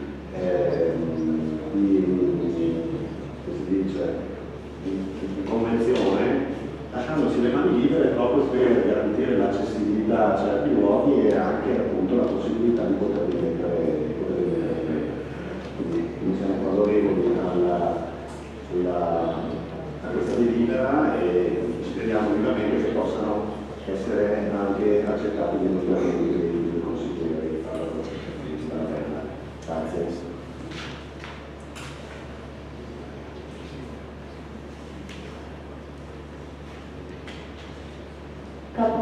Paolo Massaro. Buonasera, a seguito di una segnalazione fatta da un cittadino qui presente, c'è notare che quel sito nella seconda guerra mondiale è stato il luogo in cui si è avvenuto un fatto delittuoso e con la morte di, mi sembra, 12 concittadini caudati. Quindi faceva presente la rilevanza storica di questa casa, ambito, e voleva eventualmente proporre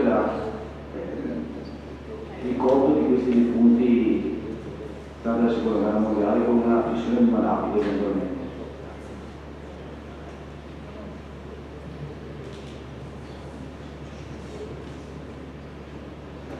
Ci sono altri interventi? Lascio la parola al sindaco.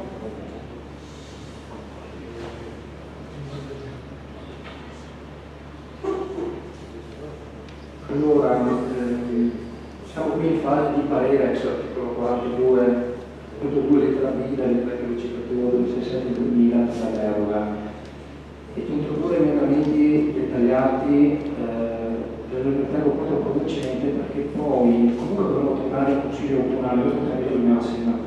Dovremo tornare in consiglio comunale, se oggi il consiglio approva ovviamente questa modifica che faccio del parere, per comunque approvare lo schema di convenzione. Diciamo che da questo momento al successivo consiglio comunale che dovrà approvare lo schema di convenzione, nei confronti della ditta proponente possiamo comunque richiedere non solo quello che il capogruppo Favaro ha proposto in emendamento, che io personalmente lo condivido, però bisognerà sentire ovviamente cosa ne pensa la società proponente, la società privata. Perché io ritengo che oggi l'emendamento non lo approviamo, ma non perché non lo riteniamo buono, perché comunque riteniamo un emendamento che potrebbe essere molto favorevole, sicuramente favorevole per la comunità, però riteniamo di non blindarci eccessivamente nei confronti del privato, con il quale dovremo discutere l'intero testo dello schema di convenzione, introducendo magari il contenuto di questo emendamento, nonché altre ulteriori richieste che possono portare verso un beneficio pubblico.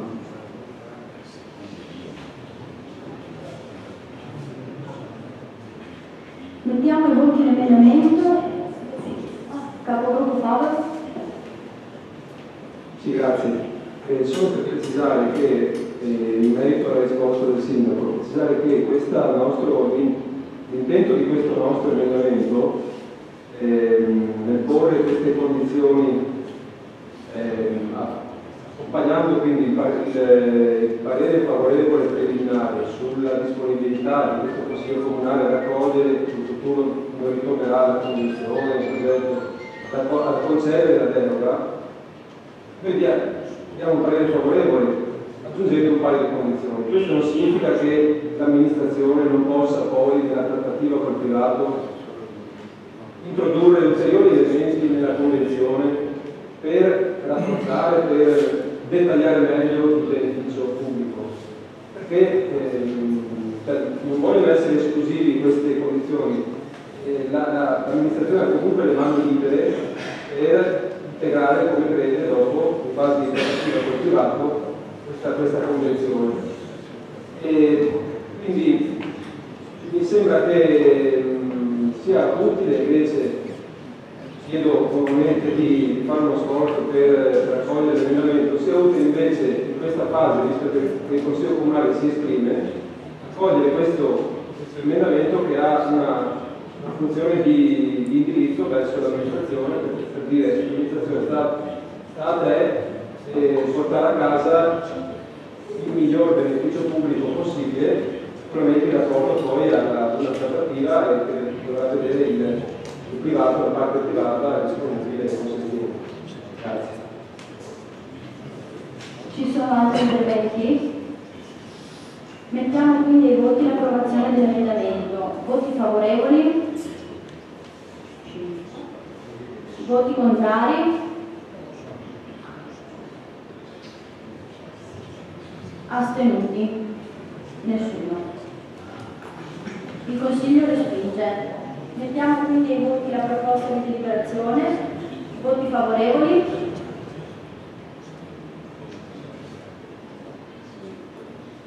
Voti contrari? Astenuti? astenuti 2. Il Consiglio approva. Mettiamo i voti di immediata eseguibilità dell'atto. Voti favorevoli?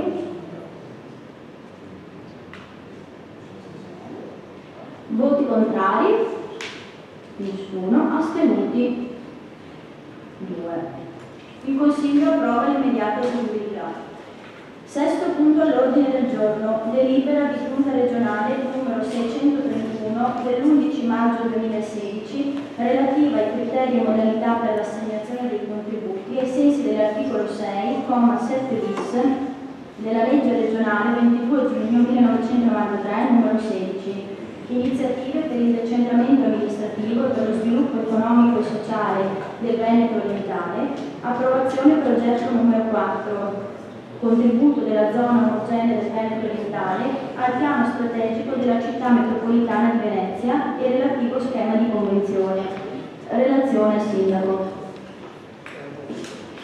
Vista la delibera di Giunta regionale numero 631 dell'11 maggio 2016, avente ad oggetto criteri e modalità per l'assegnazione di contributi ai sensi dell'articolo 6,7 bis della legge regionale 22 giugno 1993 numero 16, iniziativa per il decentramento amministrativo e per lo sviluppo economico e sociale del Veneto orientale.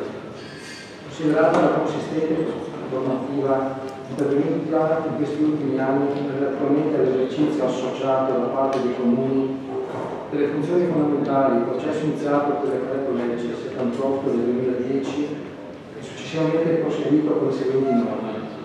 Decreto legge 138 del 2011, convertito nella legge 148 del 2011, normativa che aveva previsto disposizioni particolarmente restrittive per i comuni più piccoli fino a 1000 abitanti, con l'obbligo di avviare l'esercizio associato a tutte le funzioni amministrative, introduzione di una rappresentanza istituzionale estremamente ridotta rispetto all'attuale composizione politica dei consigli comunali delle giunte.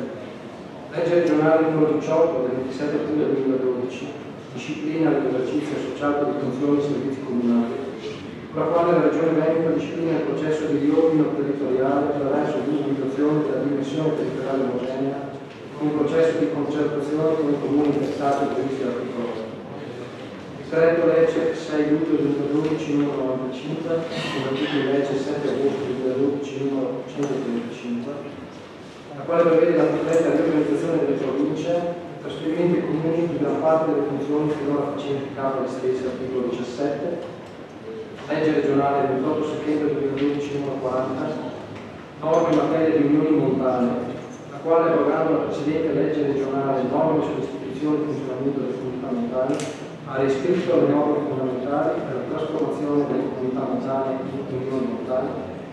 Le successive delibere regionali in attuazione delle citate leggi regionali 18 2012 e 40 2012, nonché la delibera di giunta regionale numero 1417 del 6 agosto 2013, piano di riordino territoriale ai sensi dell'articolo 8 della legge regionale 18 2012, la legge numero 56 del 7 aprile 2014, disposizioni sulle città metropolitane, sulle province, sulle unioni e fusioni di comuni, nota come legge d'arrivo, ha fatto partire nuovamente sulla materia, modificando l'effetto del patto delle autonomie locali e dando attuazione alla provincia di Venezia alla città metropolitana.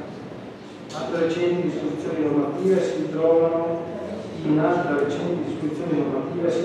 adempimenti relativi all'esercizio associato di funzioni e servizi per gli enti locali, quale il decreto legge 192 2014, convertito in legge 15 2015, articolo 4, comma 6 bis, articolo 8, commi 3 ter e 3 quater, decreto legge 78 2015, convertito in legge 125 2015, articolo 4, commi 4 bis, 4 ter, e la legge 28 dicembre 2015, numero 208, articoli 1, commi 17, 18, 229, 709, 710, 729, 762, considerato per il comma 7 bis dell'articolo 6 della legge regionale 22 giugno 93 numero 16, titolata Iniziativa per il decentramento amministrativo per lo sviluppo economico e sociale del Veneto orientale.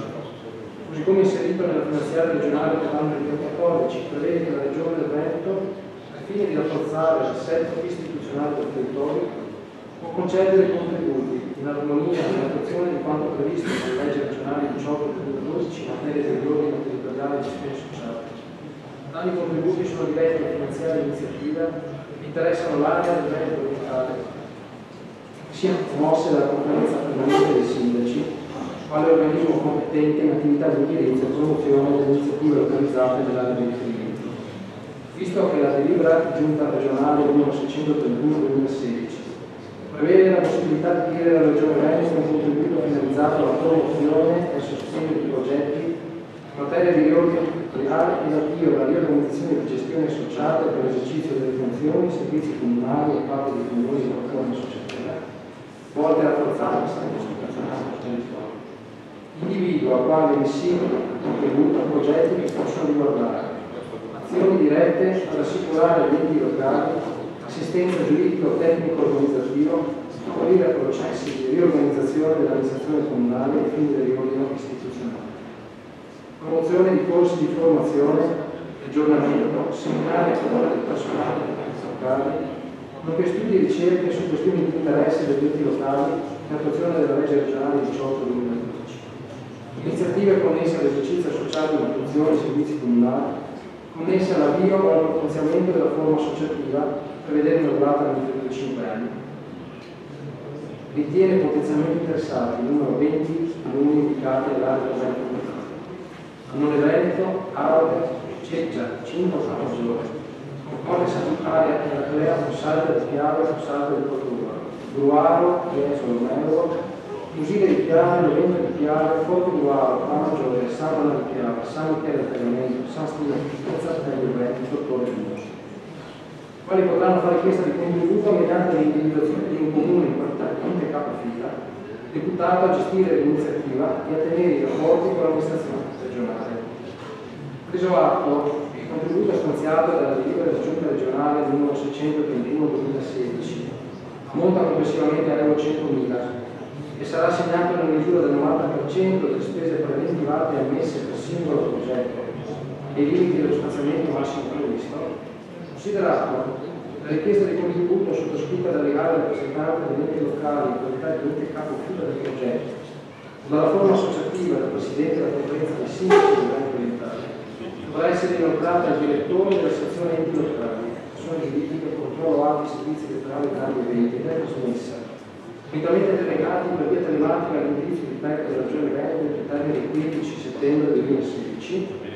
La richiesta di finanziamento dovrà essere corredata ai seguenti documenti: documentazione comprovante l'approvazione della conferenza dei sindaci del Veneto orientale di progetti presentati agli enti locali e loro deliberazione consigliare dei comuni di approvazione di progetti e relativi piani economico-finanziari delle spese preventivate, analiticamente indicate con indicazione dei mezzi finanziari della parte non coperta dal contributo regionale, nonché della convenzione da cui risulti l'individuazione dell'ente capofila deputato a gestire l'iniziativa e a tenere i rapporti con l'amministrazione regionale e con la gestione sociale. Deliberazione del competente organo dell'Unione dei Comuni di approvazione dei progetti relativi piani economico-finanziari delle spese preventivate, analiticamente indicate con indicazione di mezzi finanziari della parte non coperta dal contributo regionale e con i limiti del progetto. Relazione esplicativa su tempi e modalità di realizzazione.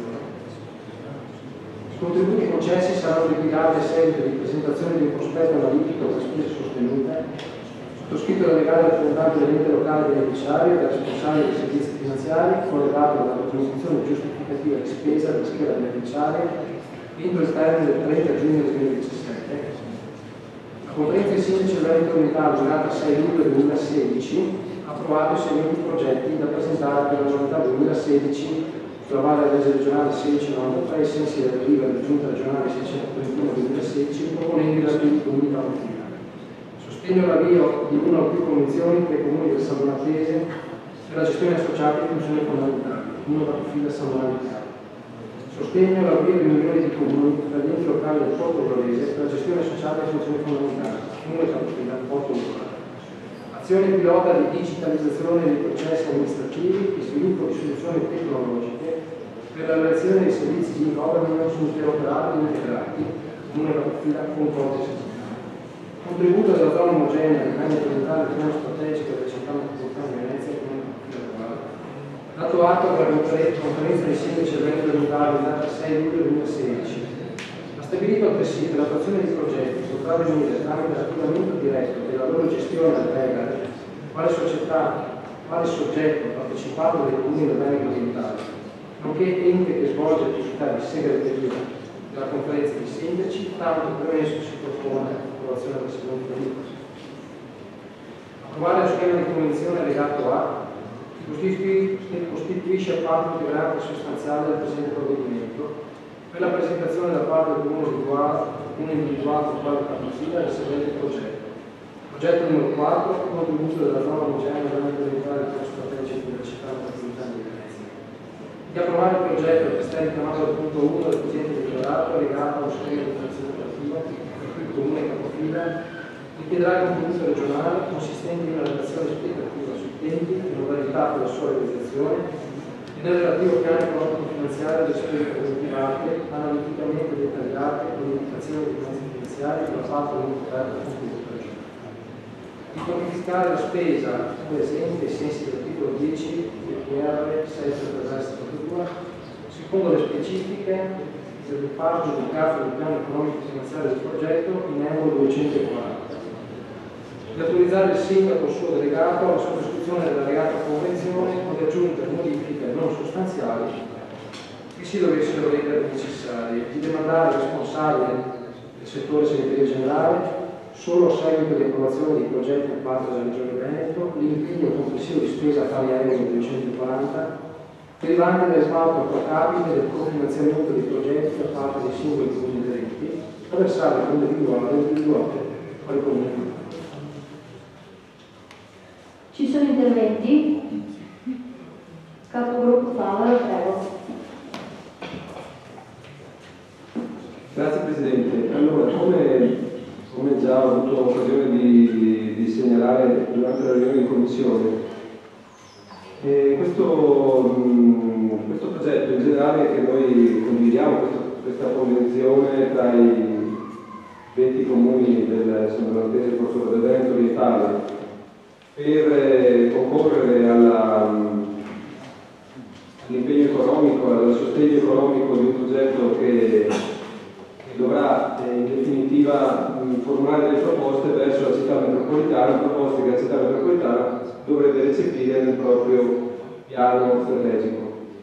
Allora, un'unica perplessità, pur sapendo che questo progetto ormai, questa proposta progettuale ha già ottenuto il parere favorevole della Regione che ha già concesso un contributo economico. Pur sapendo che la cifra che ogni comune, ciascuno dei 20 comuni mette a disposizione, è una cifra simbolica, perché parliamo di 240 euro a comune, desta qualche perplessità per quel che ci riguarda l'importo complessivo dell'intervento. Stiamo parlando di 47.000 euro per arrivare a redigere e a formulare uno studio che attingerà, come è inevitabile, dalla ricca letteratura e dalla già disponibile, perché di progetti simili lo stesso GAL, la Venezia Orientale, in una miriade di progetti e di interventi, lo stesso tavolo della Conferenza dei Sindaci, studi di questo tipo sono già stati prodotti in tempi recenti, quindi studi che sono probabilmente ancora attuali. Quindi riteniamo che insomma, sia un po' esagerato questo importo per un lavoro che alla fine si tradurrà come un lavoro compilativo prevalentemente, perché non credo che saranno raccolti dati nuovi originali sulle caratteristiche del contesto socio-economico del Veneto Orientale.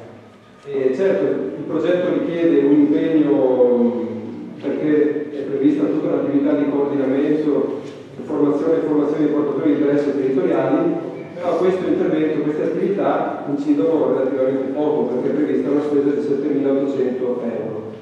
Quindi è vero che il contributo, il 90% della spesa, se non di più, viene coperto con il contributo della Regione Veneto. Però questo non ci autorizza a spendere mai questi soldi, perché magari si possono fare altri, insieme oltre a questo, con questo contributo si potranno fare anche altre cose. Evidentemente ormai è troppo tardi, non è che ci sia più margine, credo, per rivedere il progetto, riproporlo alla Regione e soprattutto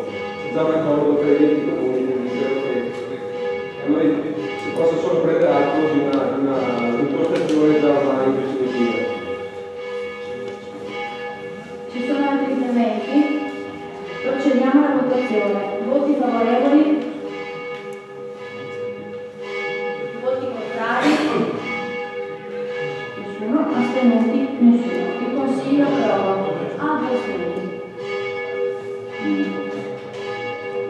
Mettiamo i voti di immediata eseguibilità dell'atto.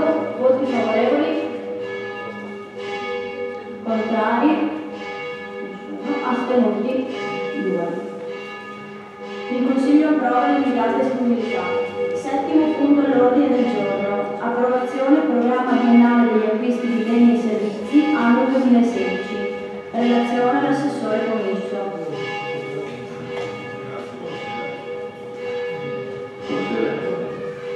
Con la deliberazione del commissario straordinario numero 225 del 27 ottobre 2015, dato atto della predisposizione del programma biennale per gli anni 2016-2017 e 2018, fino attuato l'elenco annuale per l'anno 2016. Le recentissime disposizioni del decreto legislativo 18 aprile 2016 numero 50, entrato in vigore il 19 aprile 2016, specificatamente all'articolo 21, mantengono nel caso dei lavori pubblici impostazione originaria e introdotto l'obbligo all'approvazione del programma biennale degli acquisti di beni e servizi. Tali strumenti sono approvati nel rispetto dei documenti programmatori ed in coerenza con il bilancio. Considerato che a seguito della necessità di realizzare un intervento riguardante la sistemazione della pavimentazione del paracadute dello sport, ancorché nella fase transitoria debbano infatti ancora venire emanati i relativi decreti attuativi, tale intervento, presenta specifiche afferenti all'ambito della fornitura di beni, comporta l'adozione obbligatoria del programma biennale di acquisti di beni e servizi riferito al corrente esercizio finanziario 2016. Dato atto infatti del nuovo obbligo normativo, l'amministrazione comunale di Carle, tramite del proposto settore, assolve l'incombenza in narrativa limitatamente a tale prestazione, in quanto il valore superiore ad euro 40.000 è riferita al corrente anno 2016. Tutto ciò nelle more dell'analoga predisposizione di tale programma per il biennio 2017-2018. Quanto esposto in premessa, a fede delle recenti disposizioni normative in materia e conseguenti obblighi previsti dall'articolo 21 del decreto legislativo numero 50 del 2016, si rende necessario provvedere ad una prima approvazione nella misura strettamente necessaria per quanto esposto in narrativa del programma biennale degli acquisti di beni e servizi riferiti all'anno 2016 con l'inserimento dell'intervento di sistemazione della pavimentazione del paracadute dello sport per un investimento complessivo di euro 160.236.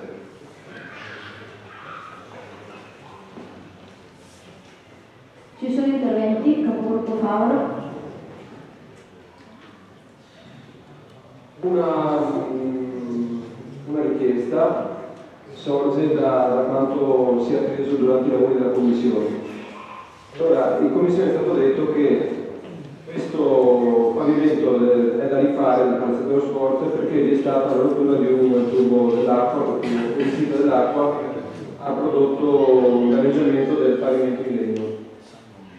È stato detto anche che l'assicurazione risponde per coprire circa metà dell'importo di 167.000 euro, che l'assicurazione copre 80.000 euro, poco più, se non vado errato.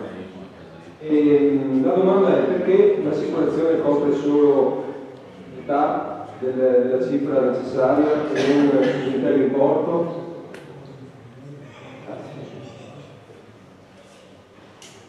Lascio la parola all'assessore Comisso. Perché l'assicurazione ha ritenuto di dover rifondere solo la parte ammalorata. Evidentemente un pavimento completo per quanto riguarda un palazzetto dello sport non può essere riparato solo ed esclusivamente per la parte che si è ammalorata, ma va ricostruito del tutto. Inoltre è stata scelta una soluzione diversa che lo solleva dalla vecchia posizione, dove si soleva un po' per evitare che ci siano ancora questo tipo di problematiche, ed è anche smontabile. Quindi è un pavimento completamente nuovo che l'amministrazione ha scelto di adottare e per evitare futuri problemi che hanno determinato questo ammaloramento del pavimento, sia perché la soluzione adottata può dare anche soluzioni diverse all'utilizzo del palazzetto stesso. E anche entrambi, quindi dicono come superficie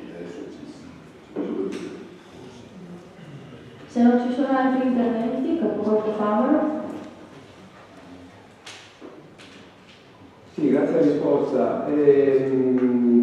Allora, la domanda conseguente alla risposta è come mai l'assicurazione ritiene di essere in dovere di coprire solo i costi della parte di ripristino e della parte ammalorata, quando invece lei stesso assessore dice che per questo genere di interventi non è possibile riparare solo un pezzo, bisogna sostituire l'intera pavimentazione. Allora significa forse che la polizza assicurativa era stata impostata male in origine. Quindi chiedo che alla luce di questa esperienza sia stipulata una nuova polizza assicurativa che tenga conto delle caratteristiche tecniche per la riparazione di questo pavimento come degli altri elementi che compongono la riparazione dello sport, non trovarsi a pagare un'assicurazione che poi non risponde se non parzialmente, quindi il comune deve trovarsi a dover sostenere delle spese. 167.000 per un'ammortizzazione straordinaria di un palazzetto non è una cifra esigua, è una cifra importante. Viene sottratta evidentemente ad altri interventi di cui magari le nostre palestre, strutture comunali hanno necessità. Quindi sì, bisogna valutare bene quanto accaduto per correggere il tiro. Assessore Commisso. Trattandosi di una polizza stipulata oltre 20 anni fa, io invito il dirigente che magari ha una memoria storica migliore della mia, si vuole vedere la mia. Invito il dirigente ad avvicinarsi al banco della Presidenza. Grazie. Buonasera. Allora, per quanto riguarda il danno che è stato fatto a seguito di una condotta dell'acqua, è vero, è stato parzialmente intaccato il pavimento, non tutto. Questo abbiamo attivato l'assicurazione. Abbiamo attivato un perito di parte nostra e il perito di assicurazione. Ci sono state ben 3 trattative tra il comune e l'assicurazione, perché l'assicurazione voleva ovviamente rispondere per quella parte non lavorata solo. Noi abbiamo detto no, perché è difficile da trovare stessi pacchetti, perché la combinazione, lo stesso tipo, anche perché il legno che c'è già con l'usura, quindi se io sostituisco solo e esclusivamente la parte non lavorata ho un diverso pavimento di effetti. Però l'assicurazione della raccolta loro coprono solo rispondono solo per la parte non lavorata. Quindi, visto che la trattativa era arrivata a circa 80.000 euro su 115 che costava tutto il pavimento, piuttosto di andare in causa, che loro l'assicurazione ha detto, andiamo in causa, quindi nominare altri periti, il giudice di parte, il giudice nominato doveva nominare un CTU, per cosa doveva andare molto più avanti, e l'amministrazione ha in programma nei prossimi mesi delle manifestazioni importanti, ha detto, abbiamo deciso, ci fermiamo qui e allora. Quello che costa un po' di più è che l'amministrazione approfitta di questa situazione per rifare il pavimento e metterlo mobile, perché adesso è un pavimento fisso e non si muove, non si trova, se ha un danno è difficile trovare. Mentre dopo magari si può estrarre, se succede qualcosa con un ulteriore sinistro, possiamo togliere via subito i pacchetti e metterli a filare. Invece, come è stato il caso che è successo, si è depositato l'acqua sotto sul fondo e lì i pacchetti sono. Quindi il costo di più di quello è un pavimento mobile e più fisso, e in secondo luogo si approfitta di allargare una superficie, andiamo a ampliarla rispetto a quello che c'è adesso. Quindi si prende anche una parte che attualmente è in restituzione. Questo è il Grazie. In realtà avrei esaurito gli interventi, le invito a concludere così andiamo avanti. Prego. Per dichiarazione di voto, anche in rapporto alle risposte che ho ricevuto dall'assessore e dal dirigente, trovo ulteriore conferma sulla necessità di ricontrattazione della polizza, che sì, ho capito che si può rimuovere il pavimento, però sarebbe meglio che nella polizza fosse scritto che per quanto riguarda il pavimento, date le caratteristiche del parquet, l'assicurazione debba rispondere per la sostituzione dell'intero pavimento, visto che non è possibile tecnicamente sostituire solo una parte. In virtù di queste, chiedo anche se è possibile di conoscere il nome della società assicurativa in questione. In virtù di queste risposte noi esprimeremo un voto di astensione. Ci sono altri interventi? Per dichiarazione di voto? Procediamo alla votazione. Voti favorevoli? Contrari? Astenuti? Il Consiglio approva. Mettiamo i voti di immediata eseguibilità dell'atto. Voti favorevoli? Contrari? Astenuti? Il Consiglio approva l'immediata eseguibilità. Ottavo punto all'ordine del giorno. Mozione avente ad oggetto disciplina degli orari di esercizio dei giochi leciti, ove è consentita la vincita di denaro, installati in sale giochi, sale scommesse e in esercizi commerciali, nonché delle sale scommesse. Lascio la parola al consigliere proponente Conte. Grazie per aver dato la parola. Prima di tutto mi sia consentito il signor Sindaco, signor Presidente e i consiglieri, di fare una precisazione che ritengo doverosa, considerato che sono state date delle letture sbagliate a questa mia iniziativa.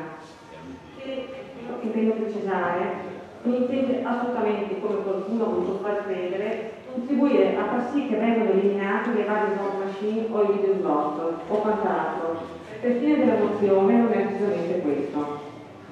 D'altro canto, il titolo stesso lo spiega perfettamente, dato che viene chiesto al sindaco di impegnarsi per disciplinare e regolamentare gli orari di esercizio di giochi leciti, ove consentita la vincita di denaro, installando in tale giochi in esercizi commerciali nonché delle sale commesse. Siamo tranquilli quindi vari gestori di esercizi pubblici e coloro che sono in qualche modo coinvolti in questo settore. Nessun atteggiamento punitivo nei loro confronti, ma solo, ed è appunto questo il senso, la volontà, almeno mia, di far sì che si possa definire una regolamentazione al pari di quanto già avviene in tante altre realtà, come ad esempio, giusto per citare due medicine, Venezia e San Giuliano. Fatta questa premessa, sapendo che tutti è venuto il testo della mozione, ritengo giusto e corretto dare lettura integrale, donato per rimarcare alcuni passaggi e di importanza per far conoscere il contenuto a coloro che sono presenti in sala consigliare. La lettura. Disciplina degli orari di esercizio dei giochi leciti, ove è consentita la vincita di denaro, installati in sale giochi, sale scommesse e in esercizi commerciali, nonché delle sale scommesse.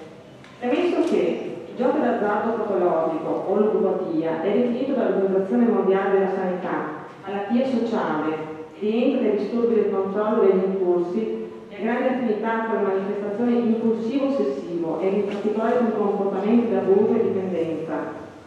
Il giocatore spesso è vittima della propria compulsività ed è indotto a compiere condotte antigiuridiche per ottenere denaro, senza tralasciare possibili aspetti connessi alla criminalità, quale lo sfruttamento delle situazioni di vulnerabilità per trarne profitti. Il 14 luglio 2014 la Commissione europea sui servizi del gioco d'azzardo online ha adottato una raccomandazione sui servizi di gioco d'azzardo online che incoraggia gli Stati membri a realizzare un livello elevato di protezione per i consumatori, al fine di salvaguardare la salute e ridurre al minimo gli eventuali danni economici che possono derivare dal gioco d'azzardo eccessivo e compulsivo.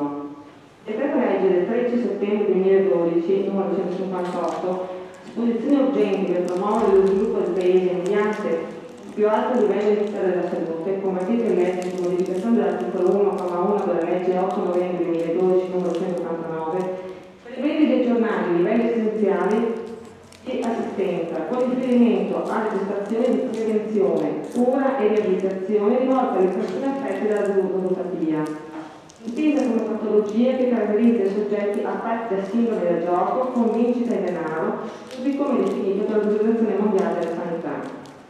Rilevato che In data 25 febbraio 2015, la Prefettura di Venezia, il Comune di Venezia, il Comune della Provincia di Venezia, compreso il Comune di Caorle, il dirigente dell'Ufficio Scolastico di Venezia, l'Amministrazione Autonoma di Monopoli di Stato di Venezia, i direttori dell'ART di Venezia, Provincia, la Camera di Commercio di Venezia, la Fondazione Giapponese di Venezia hanno firmato il protocollo d'intesa per la prevenzione e il contrasto del gioco illegale, la sicurezza del gioco e la tutela delle fasce deboli. Al protocollo d'intesa qui sopra hanno aderito anche la Questura di Venezia, il Comando Provinciale dell'Arma dei Carabinieri, il Comando Provinciale della Guardia di Finanza di Venezia, il Compartimento Polizia Postale e delle Comunicazioni di Venezia. Il protocollo d'intesa citato si propone varie attività atte a contrastare il fenomeno della ludopatia e tra queste istituire un tavolo interdirezionale di confronto al fine di procedere alla legislazione degli interventi da porre in essere anche a tutelare le persone affette da dipendenza. In particolare, la Prefettura, nell'ambito delle attività di attuazione del detto accordo, ha predisposto una proposta di regolamento comunale in materia di giochi, presentata in data 20 maggio 2016, che il Comune di Caorle potrebbe adottare. Considerato che rientra tra i compiti e le funzioni del Comune individuare un sistema di prevenzione sociale e contribuire al contrasto dei fenomeni di patologia connessi al gioco compulsivo, anche attraverso interventi volti a regolare e limitare l'accesso alle apparecchiature di gioco, soprattutto per tutelare i soggetti psicologicamente vulnerabili e quindi maggiormente esposti alla capacità suggestiva di illusione di conseguire tramite il gioco vincite, fasce e facili guadagni. Il numero dei pazienti, secondo i dati dell'APS, soggetti a cure di problemi di ludopatia, è destinato a crescere in maniera purtroppo esponenziale, i casi aperti sarebbero circa 300. Preso atto che il giocatore d'azzardo ha un'incapacità cronica e progressiva di resistere all'impulso di giocare d'azzardo, tale da compromettere se stesso, la sua famiglia e la sua attività professionale. Ravvisato che la dipendenza da gioco è riferibile sia alla frequentazione di locali dedicati al gioco, sale scommesse, sale VIP, sia all'utilizzo degli apparecchi per il gioco, di cui il comma 6 dell'articolo 110, installati presso pubblici esercizi, batterie, esercizi commerciali e vari. Tale fenomeno è da considerarsi un grave pericolo per la salute individuale e il benessere psichico e socio-economico della popolazione locale, oltre che motivo di forte disagio e origine di episodi di disturbo della quiete pubblica. Dato atto che la legge regionale 27 aprile 2015 numero 6, in particolare l'articolo 20, disposizioni in materia di prevenzione, contrasto e riduzione del rischio della dipendenza dal gioco d'azzardo patologico, prevede al comma 3 lettera B la possibilità da parte dei comuni, tenendo conto dell'impatto sul contesto, sulla sicurezza e sul decoro urbano, nonché dei problemi connessi alla viabilità, all'inquinamento acustico e alla rete pubblica, individuare gli orari e l'apertura delle sale giochi e le relative sanzioni amministrative in caso di mancato rispetto degli stessi, ritenuto che è necessario quindi disciplinare in via sperimentale fino al 31 dicembre 2016 gli orari di funzionamento dei locali dedicati al gioco e gli orari di funzionamento degli apparecchi per il gioco, di cui del comma 6 dell'articolo 110 installati presso i pubblici esercizi, tabaccherie e esercizi commerciali vari, nell'ottica di contrastare insorgenti fenomeni devianti nell'utilizzo degli stessi, tenendo conto che tra i fruitori sono soggetti psicologicamente fragili, inconsapevoli dei danni derivanti dal gioco compulsivo, decadendo in forme di dipendenza patologica con conflitto della salute e delle dinamiche relazionali, tenendo conto anche dell'impatto sul contesto, sulla sicurezza e sul decoro urbano, nonché dei problemi connessi alla viabilità all'inquinamento acustico della rete pubblica, la circolare numero 557 7801 1200 del 3 giugno 2010 e la nota del 19 marzo 2013 del Ministero dell'Interno e della Pubblica Sicurezza, con le quali viene precisata la regolamentazione delle varie aperture per l'uso dei crediti indicati, in quanto autorizzata la postura ai sensi del TUS, compete al sindaco, ex articolo 50 7 del TUE, in ragione del fatto che tutti gli esercizi dediti al gioco rientrano nella categoria degli esercizi pubblici. O negozi dediti attività prevalenti delle proprie scommesse, o esercizi dediti al gioco con apparecchi di intrattenimento denominati new block, o videolotto del termine, o sale bingo. Le sentenze del Consiglio di Stato in sede giurisdizionale numero 3271 del 30 giugno 2014, numero 3845 del 27 agosto 2014, con le quali i magistrati hanno avuto già modo di osservare come la circostanza per la quale il regime di liberazione degli orari sia applicabile distintamente agli esercizi commerciali e a quelli di somministrazione non preclude all'amministrazione comunale la possibilità di esercitare, ai sensi del decreto articolo 50,7 del decreto legislativo 267 del 2000, il proprio potere di inibizione delle attività per comprovare l'esigenza di tutela dell'ordine e della sicurezza pubblica, oltre che del diritto di terzi al rispetto della quiete pubblica, in caso di accertata lesione di interessi pubblici ai quali quindi in tema di sicurezza, libertà, dignità umana, utilità sociale e salute. La sentenza della Corte Costituzionale del 120 del 2014 del 18 luglio 2014, con la quale i giudici hanno mostrato di ritenere plausibile l'interpretazione giurisprudenziale sopra richiamata, affermando che è stato riconosciuto che, in forza alla generale previsione del ripetuto articolo 50,7, il sindaco può disciplinare gli orari delle sale gioco e degli esercizi nei quali siano installate attrezzature per il gioco e che ciò può fare l'esigenza di tutela della salute, della vita pubblica ovvero della stradale. La sentenza del Consiglio di Stato in sede giurisdizionale, sezione quinta, numero 4794 del 2015, con la quale viene sottolineato, tra l'altro, che sale giochi e gli esercizi dotati di attrezzature da gioco in quanto locali dove si svolge l'attività attualmente consentita dalla legge sono qualificabili secondo le limitazioni contenute nell'articolo 50,6 del legislativo 267 del 2000 come pubblici esercizi, perché per dette sale il sindaco può esercitare il proprio potere regolatorio anche quando si tratta di esercizio di gioco di azzardo, quando le relative definizioni sono funzionali ad esigenze di tutela della salute e dell'ordine pubblica. Impegna il sindaco di disporre apposita ordinanza per stabilire in via sperimentale fino al 31 dicembre 2016 i seguenti orari di esercizio delle sale scommesse e delle sale DLT, di cui all'articolo 88 PULS, nonché gli orari di utilizzo degli apparecchi di intrattenimento e svago convinti in denaro, di cui al comma 6 dell'articolo 110 PULS, installato presso pubblici esercizi, tabaccherie e esercizi commerciali vari, così come di seguito: orari di esercizio delle sale scommesse e delle sale all'articolo 88 PULS. Orario di esercizio è dalle 9 alle 13 e dalle 15 alle 20 di tutti i giorni compresi festivi. Orario di funzionamento degli apparecchi di intrattenimento e svago con vinci in denaro di cui l'articolo 110,6 PULS. L'orario di esercizio è dalle 9 alle 13 alle 15 alle 20 tutti i giorni compresi festivi. Detti apparecchi nelle ore di non funzionamento devono essere spenti tramite apposito interruttore elettrico. Disponendo ai sensi dell'articolo 9 del PULS, il titolare dei titoli abilitativi per la gestione degli apparecchi da gioco con vincita in denaro è tenuto ad osservare quanto sopra ordinato, nonché le seguenti restrizioni. È fatto obbligo di esposizione su apposite targhe da posizionare all'interno del locale in luogo ben visibile al pubblico, in forma di avvertimento sul rischio di dipendenza dalla pratica di giochi con vincita in denaro. Fatto obbligo alla disposizione con visibilità all'esterno del locale di orari di apertura delle sale scommesse e delle sale DLT o di funzionamento giochi di cui al comma 6 dell'articolo 110 PULS. È vietata l'apertura di nuovi esercizi nelle vicinanze di luoghi sensibili, ovvero 500 metri da scuole e punti di aggregazione sociale e almeno 200 metri dagli sportelli automatici e istituti di credito. Una modifica biennale dei requisiti morali dei gestori ora circoscritta al momento dell'apertura.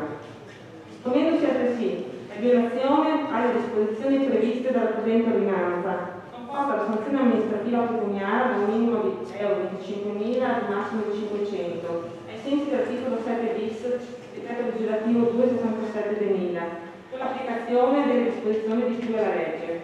Attendendo che il provvedimento è efficace al 30° giorno della pubblicazione verrà comunicato a mezzo terra della prefettura, questura, comando dei carabinieri, al comando della polizia, della Guardia di Finanza, all'agenzia delle dogane, dei monopoli, associazioni di categoria più rappresentative del territorio. La presente ordinanza verrà esposta all'ambito territorio del Comune di Cave il 15 e pubblicata nel sito comunicale.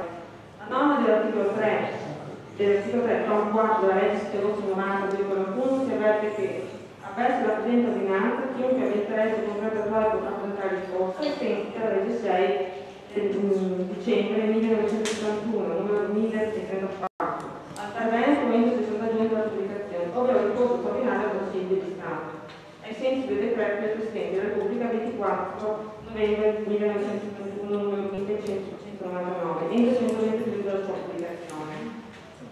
Bene. Due solo considerazioni prima di passare la parola al Presidente.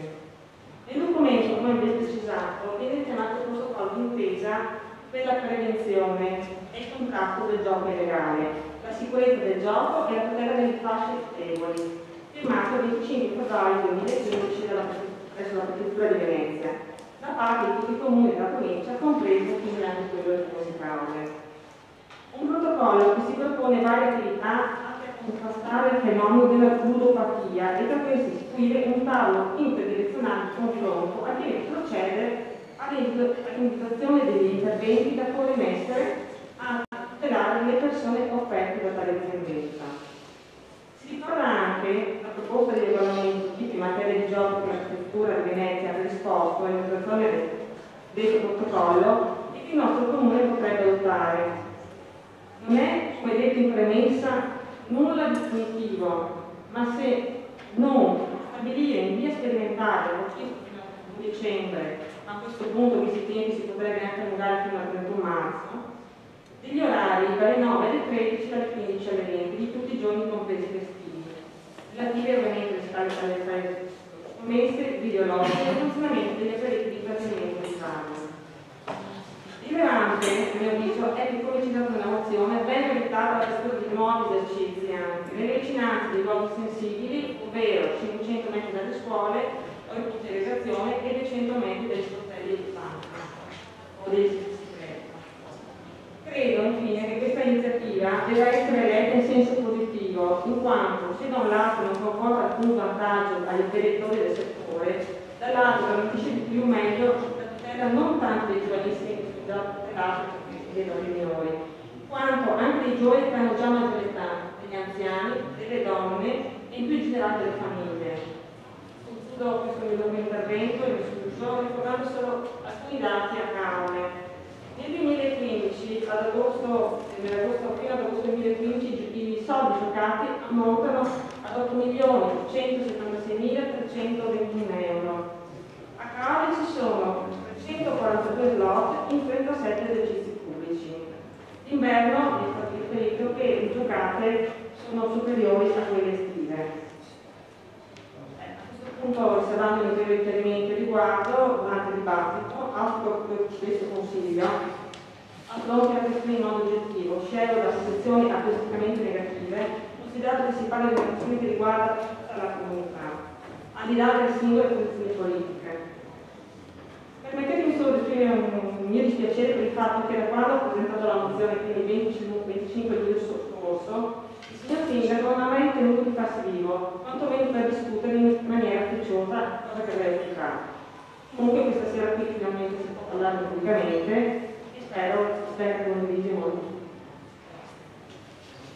Grazie. Ci sono interventi, Capogruppo Favaro. Prima di entrare nel merito, quindi mi serve i successivi interventi, un intervento per una mozione d'ordine, Presidente. Segnalo il fatto che il consigliere Filippo Bortolussi, a mio avviso, a nostro avviso, ha un conflitto di interesse rispetto al tema di questa mozione, essendo egli gestore decente di un'attività che ha al suo interno dispositivi, video macchinette e videopoche.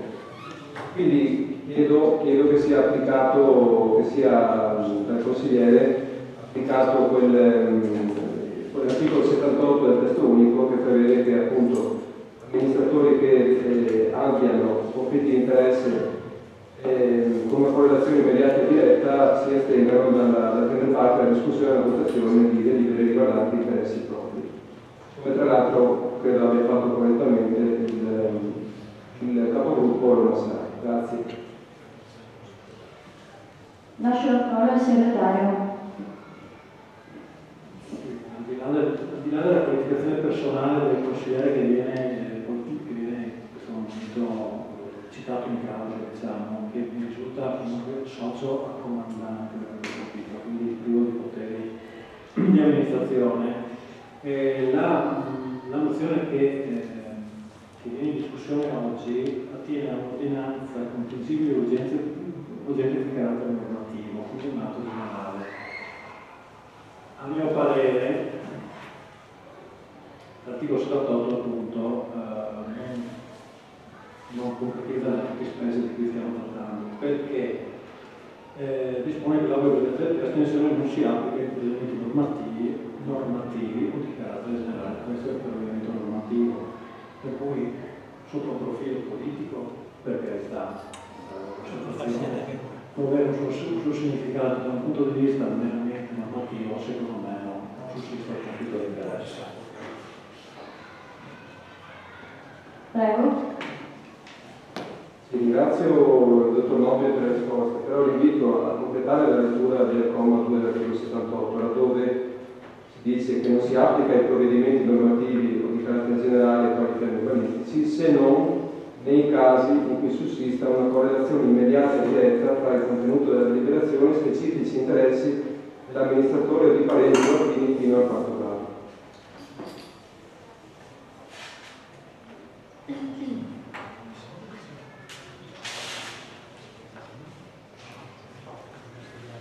Ci sono altri interventi?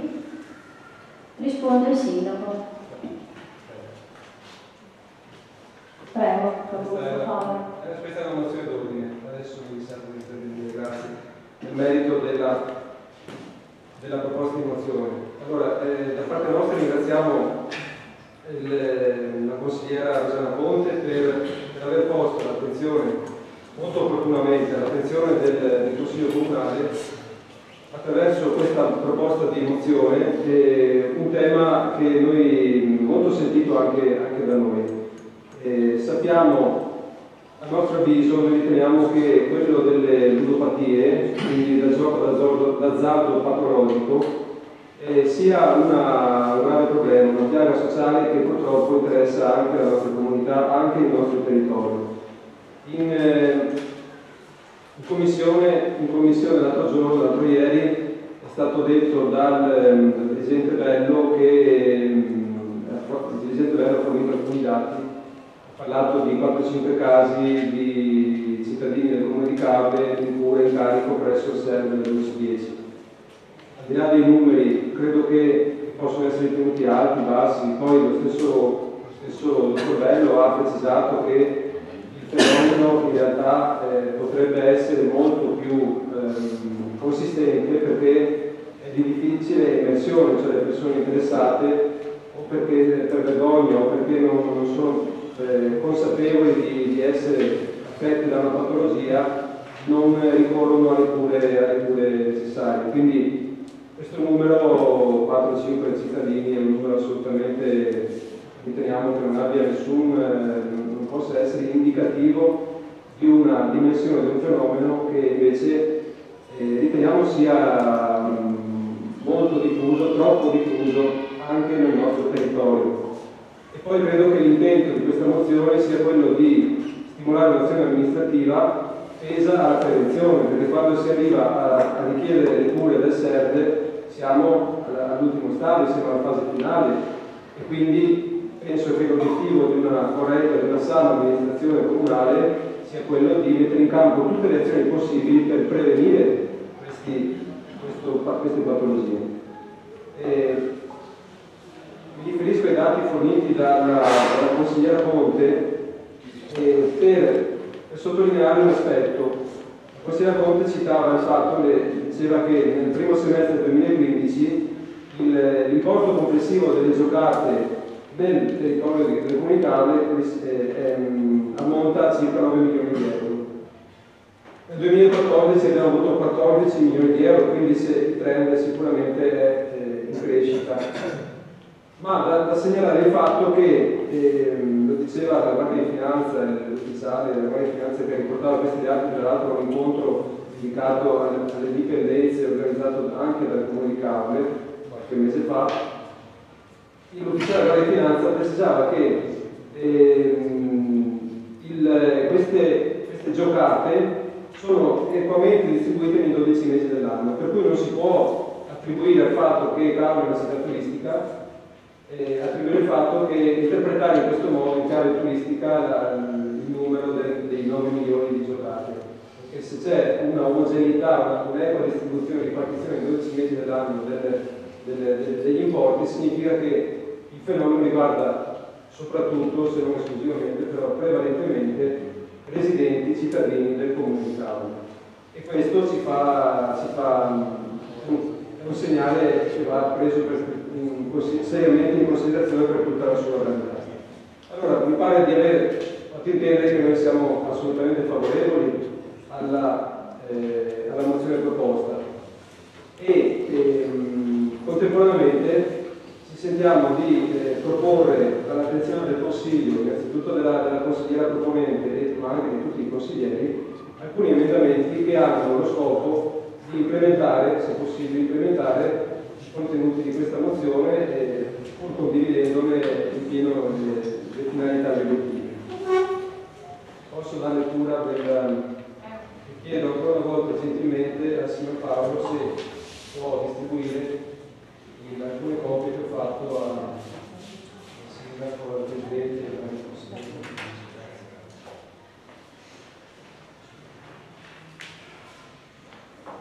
Allora, si propongono i seguenti emendamenti. Nel testo le parti cancellate sono barrate, le parti da inserire sono non sottolineate. Emendamento numero 1. Si chiede di modificare il testo della mozione proposta come segue. Al punto in cui vi è si arriva all'impegno del sindaco, in questo qua impegna il sindaco a emanare entro 30 giorni dall'esecutività della presente mozione apposita ordinanza per stabilire in via sperimentale, non fino al 31 dicembre 2016, ma per 180 giorni dalla data di efficacia dell'ordinanza, i seguenti orari di esercizio e poi il resto rimane uguale. La motivazione di questa modifica, affinché la sperimentazione possa, affinché la sperimentazione possa risultare utile e significativa, si propone che duri almeno 6 mesi dalla pubblicazione dell'ordinanza sindacale. Emendamento numero 2. Si chiede di modificare il testo della mozione proposta come segue. Allora, al punto 1, dopo dove erano elencati gli impegni affidati al sindaco, punto 1. Orari di esercizio delle sale giochi autorizzate, sale scommesse e sale videolotteri ex articolo 86 e articolo 88 del TULS. In linea con quanto disposto all'articolo 20,3 lettera B della legge regionale 6/2015, l'orario di esercizio è dalle ore 10 alle ore 13 e dalle ore 17 alle ore 20, di tutti i giorni compresi i festivi. Punto 2 invece diventa orario di funzionamento degli apparecchi di intrattenimento slavo con dischi denaro, di cui l'articolo 110,6 del TULPS, l'orario di esercizio è dalle 12 alle 19:30, tutti i giorni compresi i festivi. La motivazione di questo emendamento è allineare sia i riferimenti normativi ma anche gli orari di funzionamento di apertura delle sale al regolamento comunale tipo in materia di giochi proposto dalla Prefettura di Venezia, che in questo caso propone degli orari di apertura più restrittivi rispetto alla proposta contenuta nella mozione. Emendamento numero 3. Si chiede di modificare il testo della mozione proposta come segue. Al punto che inizia con disponendo, c'è l'elenco delle disposizioni che dovrebbero essere contenute nella ordinanza del sindaco, si propone questo testo, questa modifica. L'attività di nuove sale giochi che prevedono la collocazione di apparecchi di cui ai commi 6 o 7 articolo 110 TULPS, la nuova collocazione di apparecchi di cui al comma 6 o 7 dell'articolo 110 del TULPS in esercizio aperto al pubblico, o la nuova apertura di sale scommesse, sale videolotteri, sale bingo, negozi dedicati, è vietata in locali che distano meno di 300 metri da calcolare in linea d'aria dagli sportelli automatici degli istituti di credito e meno di 500 metri da calcolare in linea d'aria dai seguenti luoghi definiti sensibili: istituti scolastici di qualsiasi ordine e grado, luoghi di culto, impianti sportivi e centri giovanili o altri istituti frequentati principalmente da giovani e tra questi anche i patronati e oratori, strutture residenziali o semi-residenziali operanti in ambito sanitario o socio-assistenziale, strutture ricettive per categorie protette, giardini, parchi, spazi pubblici attrezzati e non, altri spazi verdi pubblici attrezzati e non, siti museali, caserme, aree a servizio, cliniche, luoghi di particolare valore civico espressamente individuati dal Comune. Non è considerata nuova collocazione di apparecchi di cui al comma 6 e 7 dell'articolo 110 TULS la sostituzione degli stessi. Al fine della tutela della salute pubblica, per evitare che la disponibilità immediata di denaro contante costituisca incentivo al gioco, all'interno del locale è vietata la presenza di sportelli bancari, postali o bancomat. La motivazione in questo caso è di allineare il testo della mozione al regolamento comunale tipo materia di giochi proposto dalla Prefettura di Venezia a maggio di quest'anno, salvo le parti della mozione stessa che risultano maggiormente restrittive, in questo caso la distanza di 1,2 m dagli sportelli automatici bancomat. Emendamento numero 4. Si chiede di integrare il testo della mozione proposta mediante inserimento in calce del seguente testo. Quindi in calce, cioè alla fine, dopo tutto, aggiungere questo testo. Il quale impegna altresì il Sindaco a predisporre un piano d'azione a sottoporre la preventiva approvazione del Consiglio Comunale, finalizzato al monitoraggio, allo studio, alla comprensione, nonché alla prevenzione e al contrasto del fenomeno delle ludopatie nel contesto del nostro territorio, avviando azioni quali in particolare monitoraggio e misurazione degli effetti della sperimentazione svolta attraverso l'emanazione dell'ordinanza sopra descritta, al fine di affinare gli interventi normativi, adozione anche da parte del Comune di Cavour di un regolamento comunale in materia di giochi sul modello proposto dalla Prefettura di Venezia, in attuazione dell'impegno assunto dal Sindaco Stioli stesso in sede di sottoscrizione a febbraio 2015 del protocollo d'intesa per la prevenzione e il contrasto del gioco illegale, la sicurezza del gioco e la tutela delle fasce deboli proposto dalla Prefettura di Venezia. Promozione di iniziative per l'informazione e la formazione dei cittadini sui pericoli e i rischi legati al gioco d'azzardo e l'accompagnamento verso percorsi di cura per le vittime della dipendenza dal gioco d'azzardo patologico. Promozione dell'istituzione di marchi di qualità e di eticità che identifichino gli esercizi commerciali che aderiscono alle azioni di prevenzione e contrasto del gioco d'azzardo patologico, promuovendo l'immagine soprattutto di quegli esercizi che scelgono di non dotarsi di apparecchi di intrattenimento e svago con vincita in denaro. Attuazione di misure incentivanti e premianti rivolte agli esercizi che scelgono di non dotarsi di apparecchi di intrattenimento e svago con vincita in denaro, quali ad esempio le esenzioni o riduzioni delle imposte locali, anche in un'ottica di compensazione economica delle minori entrate determinate da una scelta di valore etico. La motivazione di questo ultimo emendamento è legata all'obiettivo di migliorare l'efficacia della mozione proposta, in quanto si ritiene che le azioni repressive contenute nell'ordinanza di divieto, limitazioni e sanzioni debbano essere accompagnate anche da azioni positive legate all'informazione, alla prevenzione e all'incentivazione di pratiche virtuose. E inoltre c'è anche la necessità di un monitoraggio, perché se parliamo di una sperimentazione occorre anche poi in qualche maniera verificare, misurare per quanto possibile i risultati ottenuti da questa sperimentazione per poi trarre le conclusioni per i successivi provvedimenti. Grazie. Se non ci sono altri interventi, prego consigliere Lazzari. Sì, anch'io volevo dire che sicuramente proporre una regolazione degli orari non è una soluzione risolutiva alla problematica, soprattutto se consideriamo la ludopatia molto diffusa anche come gioco online.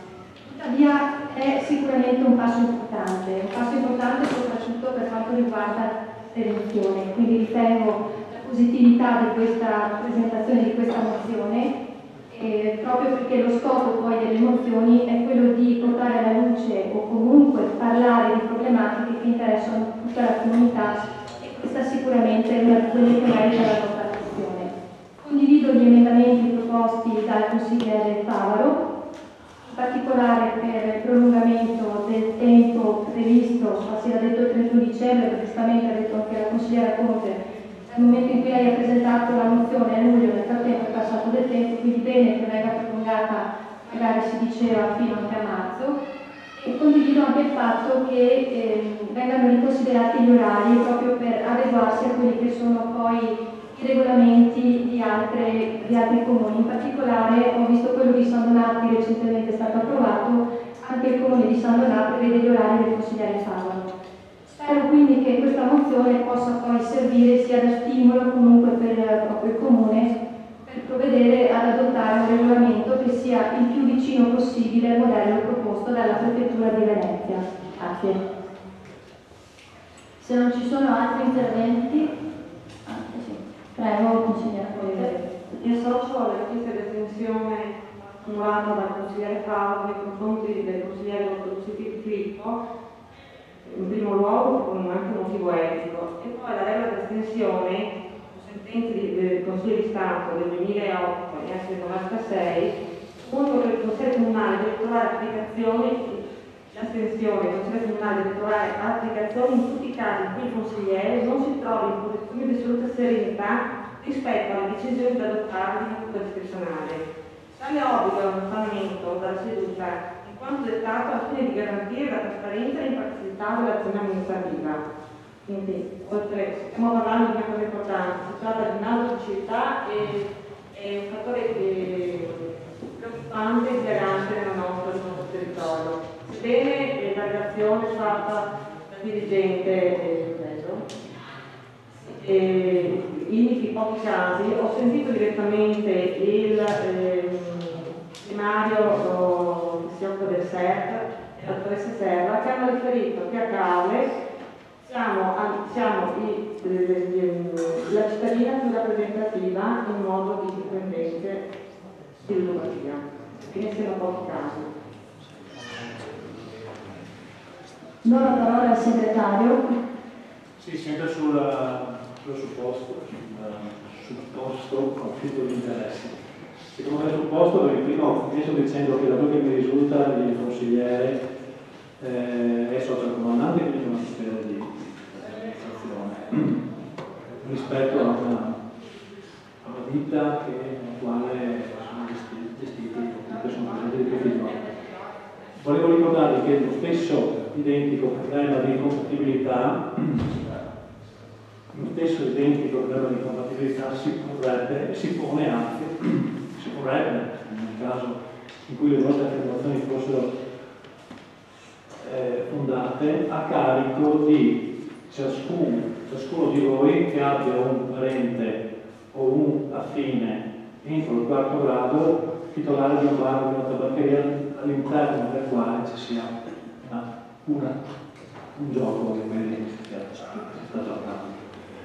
Quindi, sì, è la stessa cosa. È applicato in questo modo e sarà socio comandante, comunque ha un interesse diretto e i parenti, questo non so l'amministrazione della città, ma i parenti gestiscono l'attività dove ci sono presenti delle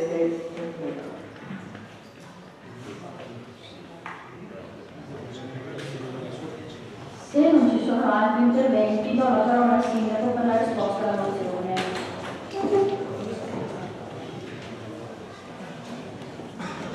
Nel comune di Caule ci sono circa 55 pubblici esercizi e non 37 come riferito dal consigliere Conte, tra bar, sale giochi, ristoranti e tabaccherie che detengono al loro interno apparecchi e videoterminali di gioco.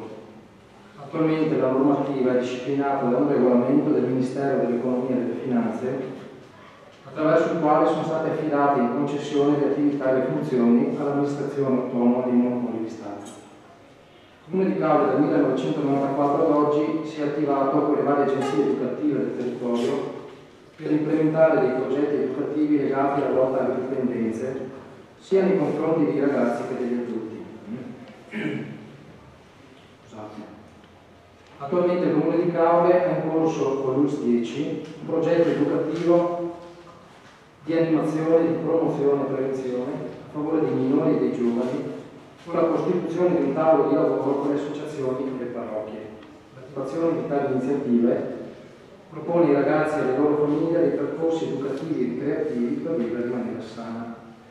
È opportuno comunque far chiarezza sulle competenze che le normative ripartiscono tra i vari enti pubblici, evidenziare che la materia relativa alle dipendenze, siano queste legate alla droga, all'alcol o alla ludopatia, è materia affidata alle competenze del ULSS e non del Comune. In particolare per il nostro territorio questa competenza è affidata al SERV, che svolge attività di cura, prevenzione e riabilitazione alla qualità. Per quanto concerne la problematica della ludopatia, essa è complessa in veloce espansione ma ancora molto sommersa. Quello che appare evidente a tutti è che i servizi in questo periodo di crisi, l'aumento da parte delle persone di tentare la fortuna con i vari giochi da quelli online. Attualmente esistono delle comunità private che trattano la ludopatia, ma lo Stato non prevede alcun finanziamento. Il SERV di Portogruaro ha inserito nei club dell'ACAT alcune persone con problemi di ludopatia nel centro specialistico privato più vicino a noi, a Campoformio, in provincia di Udine, dove il dottor Luca Rolando organizza gruppi di psicoterapia a pagamento. Attualmente in carico al SERV di Portogruaro ci sono 4 utenti di causa, ma si ritiene che nel nostro territorio ovviamente ci siano altre persone che vivono questa dipendenza, anche se attualmente non possediamo dati sul fenomeno. È auspicabile, come da anni questa amministrazione comunale fa, che tutte le amministrazioni comunali si attivino con progettualità educazionali che costituiscano attività di prevenzione possibilmente da avviare fin dall'infanzia. Per dare una risposta concreta a queste problematiche, in particolare le dipendenze da alcol, droga e gioco d'azzardo, l'amministrazione comunale, in concerto con il servizio di dipendenze dell'URSS 10, in concerto con l'associazione club archeologici territoriali e le forze dell'ordine, ha attivato anche l'osservatorio sulle dipendenze di causa. Detto progetto ha i seguenti fini: rafforzare le azioni di prevenzione e contrasto alle dipendenze in genere, creare una rete di zona per pubblico, privato, sociale e volontariato, attivare risorse e interventi distribuiti equamente su tutto il territorio, adottare un linguaggio e una metodologia comune per tutti gli attori coinvolti, massimizzare le risorse attraverso azioni sinergiche.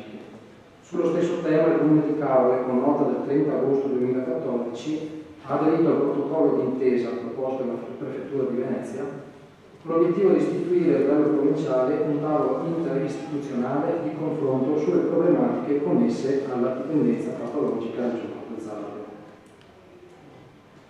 Attualmente, data la complessità del fenomeno e delle problematiche connesse, è in fase di analisi ed istruttoria la bozza di regolamento sui giochi inviato dalla Prefettura di Venezia in data 26 agosto scorso e si ritiene prematuro adottare oggi sia l'ordinanza sindacale sia che approvare il regolamento comunale relativo per le seguenti informazioni.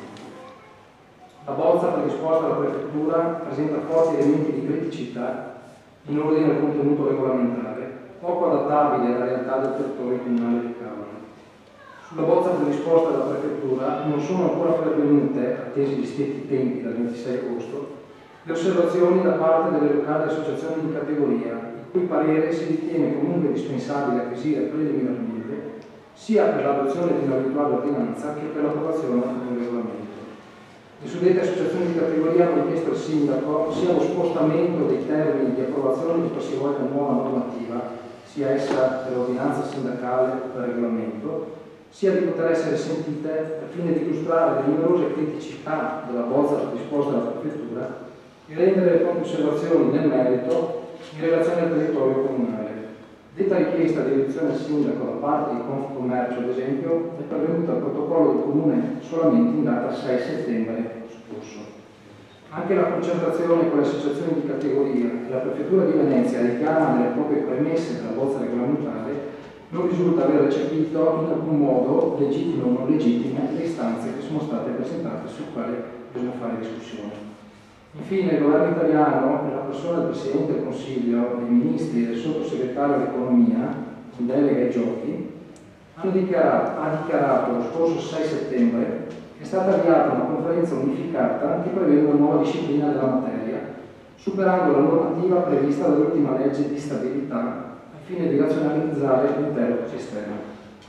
Da ultimo, infine, si rileva ancora che la mozione mira a ottenere un'ordinanza sindacale che nel contenuto è esattamente identica a quella adottata dal Sindaco di Venezia, che però sotto il profilo quantomeno delle distanze disciplina un territorio che, e siamo ad esempio l'ambito di Mestre, nulla a che vedere con quello di Caore. Concludendo, da un lato si condivide la necessità di intervenire quanto prima ma con regolamento non con ordinanza, seppur limitata nel tempo, attesa la delicatezza e la complessità della materia sotto diversi profili, sia quello legato alle localizzazioni che quello legato alle valori, e si chiede pertanto al presentatore della mozione di chiedere un rinvio della discussione di della mozione a data successiva, mandando alla conferenza dei capigruppo e successivamente alla competente commissione consiliare, sia per la mozione proposta sia per l'emendamento proposto dal capogruppo Favaro, per la condivisione di un contenuto regolamentare non sindacale condiviso, che sia da un lato conforme a quanto previsto dalla deliberazione numero 34 del 23 giugno 2016 approvata da questo Consiglio Comunale in sede di linee programmatiche, nonché sia conforme all'emananda nuova disciplina di prossima produzione da parte del Governo dopo la conferenza unificata, dovendo in difetto di accoglimento della richiesta di rinvio concludere per il rigetto della mozione stessa, in quanto la medesima prevede un contenuto non idoneo per la territorialità amministrata da questo Comune. Ci sono interventi? Capogruppo Piollo? Sì, ecco, grazie Presidente.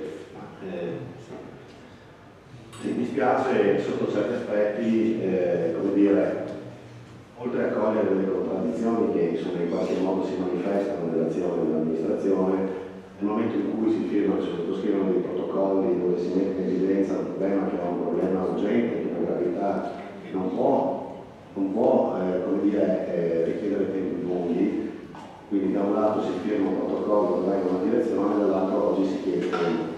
Ora, quello che io vorrei dire in questa sede è che quello che viene proposto da questa mozione a me pare che abbia dei contenuti larghi, non dei contenuti, come dire, estremamente restrittivi.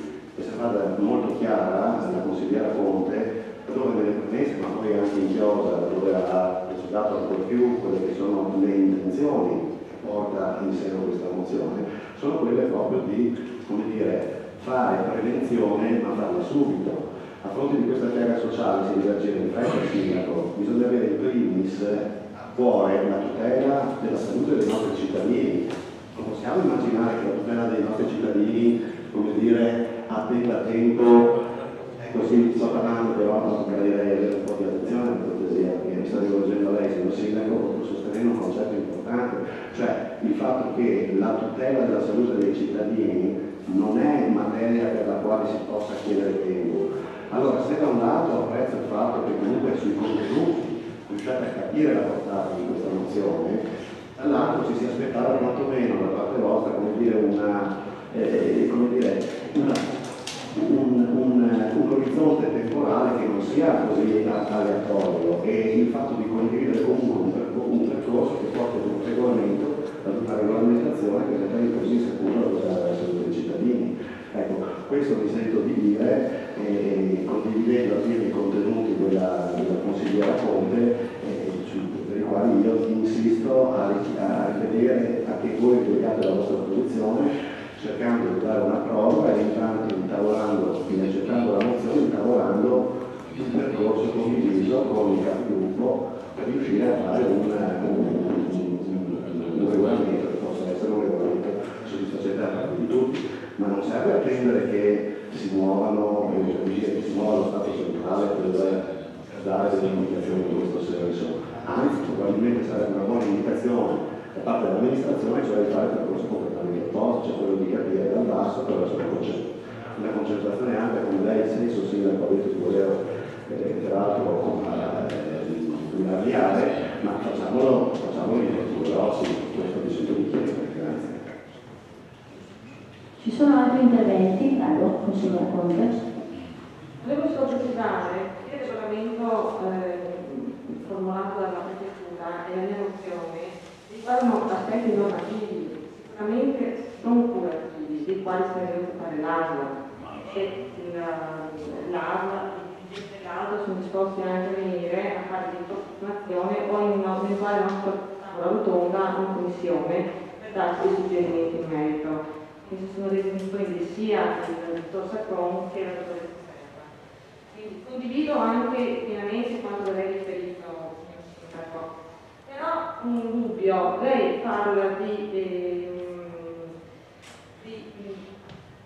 affermazioni non chiare nella bozza del protocollo della prefettura. Vi chiederei quali sono. Prego, Sindaco. Non ho detto non chiare, se potevate leggerci i verbali, ho detto discipline difficili, discipline che sono invadenti nei confronti del territorio, dei pubblici esercizi e che sono fortemente duplicative. Bisognerebbe fare una riconduzione, la stiamo facendo, di tutto il territorio comunale per vedere con i limiti da lei suggeriti oppure suggeriti dalla prefettura o quelli che saranno oggetto dell'istruttoria cosa succederà nel nostro comune. Solo dopo il completamento di queste istruttorie, dopo aver visto quale sarà l'azione di governo, andremo a approvare regolarmente il nostro Consiglio Comunale, perché io non posso in questo momento fare una scelta di tutta un'ordinanza sindacale che sia al 31 dicembre o a 180 giorni, che poi lesiva comunque di diritti, perché stiamo attenti all'ordinanza di questo tipo di articolo, quello richiamato dal TUE. Questo tipo di ordinanza qui, se può essere considerata opportuna per certi versi, il suo fondamento giuridico per quanto riguarda la disciplina degli orari si applica a tutti i pubblici esercizi, cioè tutti quelli che hanno macchinette, che siano di nuova avvio o già con titolo abilitativo in corso. Quella non si può probabilmente ritenere lesiva, ma un'ordinanza sindacale che va oggi a colpire, per quanto riguarda le distanze che siano 200 metri di vacuum a 5 metri dei luoghi definiti sensibili da lei, dalla prefettura o da chi sarà, è un'ordinanza che comporta perdita di chance per degli imprenditori, che sia legittimo o non legittimo, sul profilo politico questo è un altro ambito. E non è materia di ordinanza sindacale, questo fatto in giurisprudenza costante, quindi a maggior ragione non si può votare un'ordinanza. Poi Venezia fa quello che vuole, Spinea, che come ha fatto ordinanza, fa quello che vuole, ma sotto il profilo della legittimità di diritto, questa ordinanza potrebbe eventualmente essere ammessa e messa solamente per la componente di orari e non certamente per. Però noi riteniamo comunque che la materia è complessa, è vasta, è fortemente incisiva anche sulle attività imprenditoriali e ci vogliamo ragionare bene e vogliamo preparare un regolamento, un'ordinanza sindacale. Prego, la invito a concludere. Sì. Condivido con lei l'ordinanza, intanto la mia mozione era a livello sperimentale, cioè chiesto un periodo appunto per valutare ogni possibile anche per esercizi pubblici, come ho detto prima, non è un intento punitivo il mio, perché il comune può agevolare queste situazioni per prevenzione, per fare la prevenzione comunicale, per agevolare questi esercizi pubblici come hanno fatto in altri comuni, con la riduzione delle tasse, notari, ovviamente compatibilmente col bilancio. Per cui ci sono delle soluzioni per non gravare su questi esercizi da lei inseriti. Quindi parla di ordinanza riguardo appunto l'attuazione di un regolamento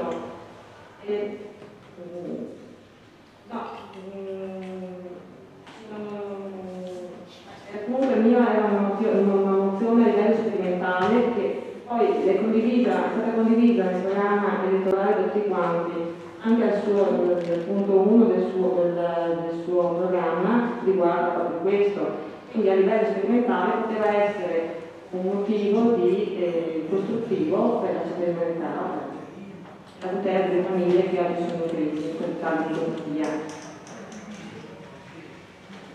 Capogruppo Paolo, prego. Sì, grazie. In merito a quanto illustrato dal sindaco e alla sua proposta.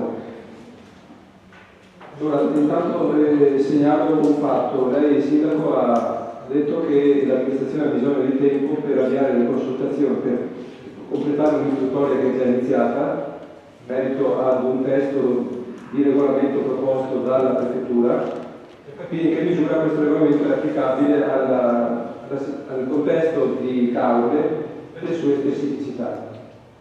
Lei ha detto che questa istruttoria dovrà comportare anche la consultazione delle associazioni di categoria perché si dovranno esprimere.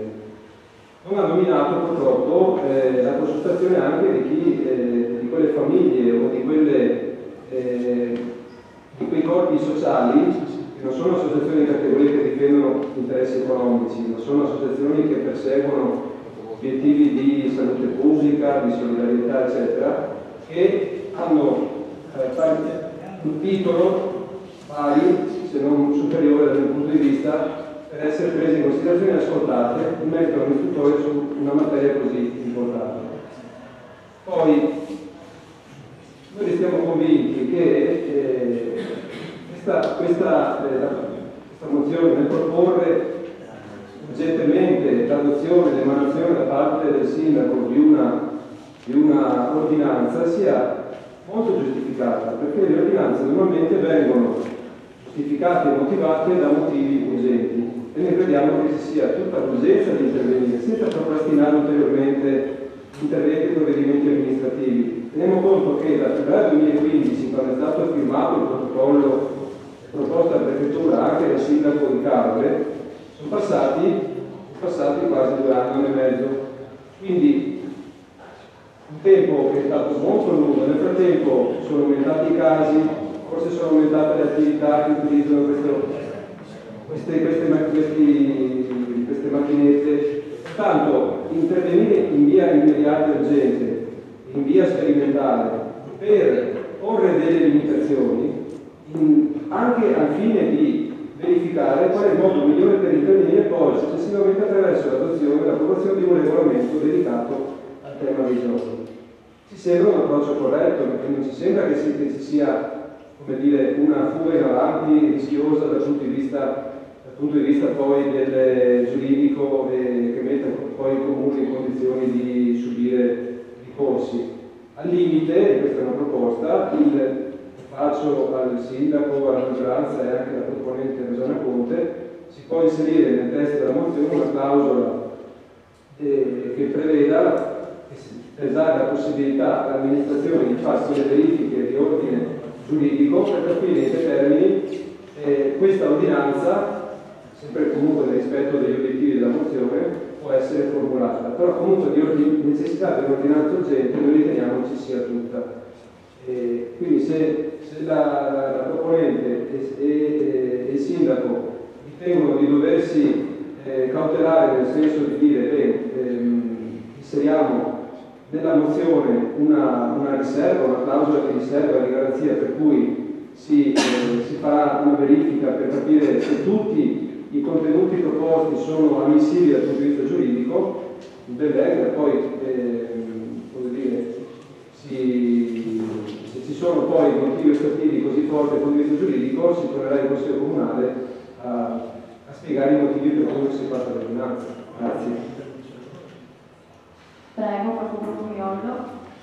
Sì, mi pare che questo sia un tema veramente molto sentito e insomma riusciamo a capire anche la complessità e la gravità della portata del tema. Sindaco, ribadisco e sintetizzo in poche battute. Se stiamo ad attendere le indicazioni da parte del governo, qui campo a cavallo, come si suol dire.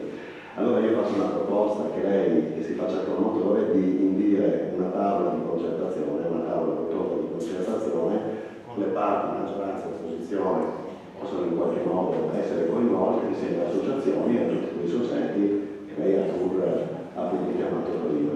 E anche su un'altra cosa richiamo un po' la sua attenzione, quella di darci un obiettivo temporale, cioè diteci, potrebbe essere questo l'approccio che io suggerisco, insomma facciamo una tavola rotonda di concertazione per riuscire a capire quali sono davvero i problemi, le problematiche da risolvere con tutti i soggetti coinvolti, ma diamoci un tempo che sia un tempo abbastanza vicino. Questa tavola rotonda la faremo entro tot.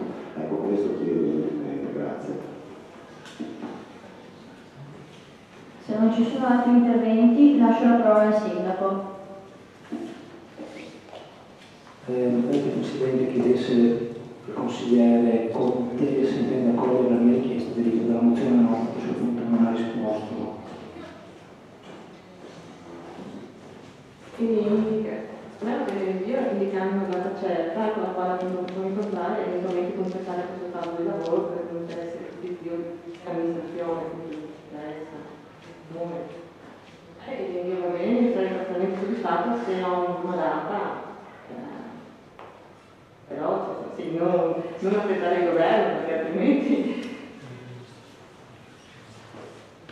cercare un po' di lavoro volentieri e anche la presenza, come ho detto prima, dell'ATA, dei medici, c'è giusto per fare qualcosa ad hoc per la nostra cittadina. Do la parola al sindaco.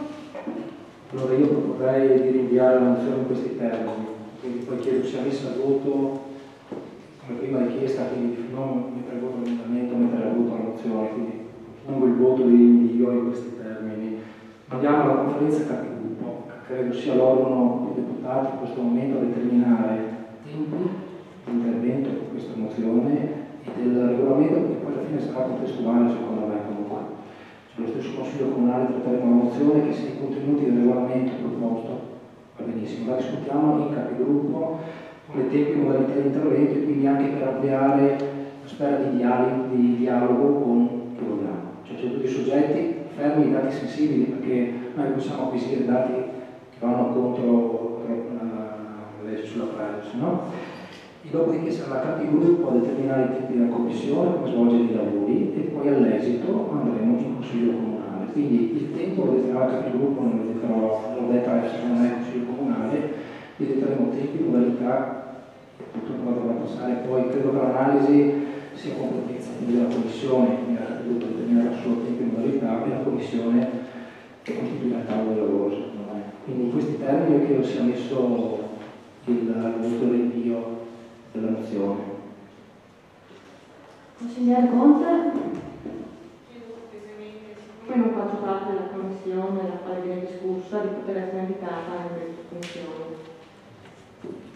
Sì, io avevo letto anche il report della commissione perché nemmeno io ero presente, ma infatti la mozione poi è stata consegnata ai componenti della commissione in assenza del presentatore che quando c'è una mozione presentata a titolo per comparire la commissione, quindi a maggior ragione sono come soggetto presentatore.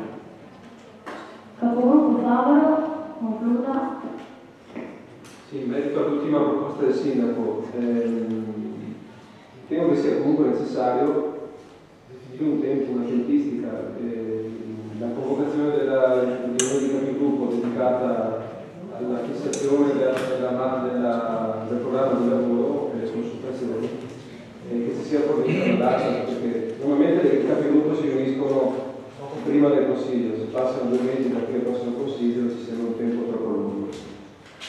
Diciamo che abbiamo in previsione, per ragioni di scadenze tecniche legate al settore finanze, di fare comunque un altro Consiglio Comunale alla fine del mese corrente. Quindi la prossima capigruppo che sarà convocata per il Consiglio Comunale di fine settembre potrà già iniziare a parlare argomenti, stiamo parlando di una settimana di decisione massimo per la convocazione, che comunque ha rimesso il Presidente, non c'è il Sindaco. Se non ci sono altri interventi, procediamo alla votazione. Considerato l'importanza del problema, magari da valutare una commissione ad hoc con le persone in modo che sia dedicato al tempo. Grazie. Procediamo alla votazione dell'invio della mozione. Voti favorevoli?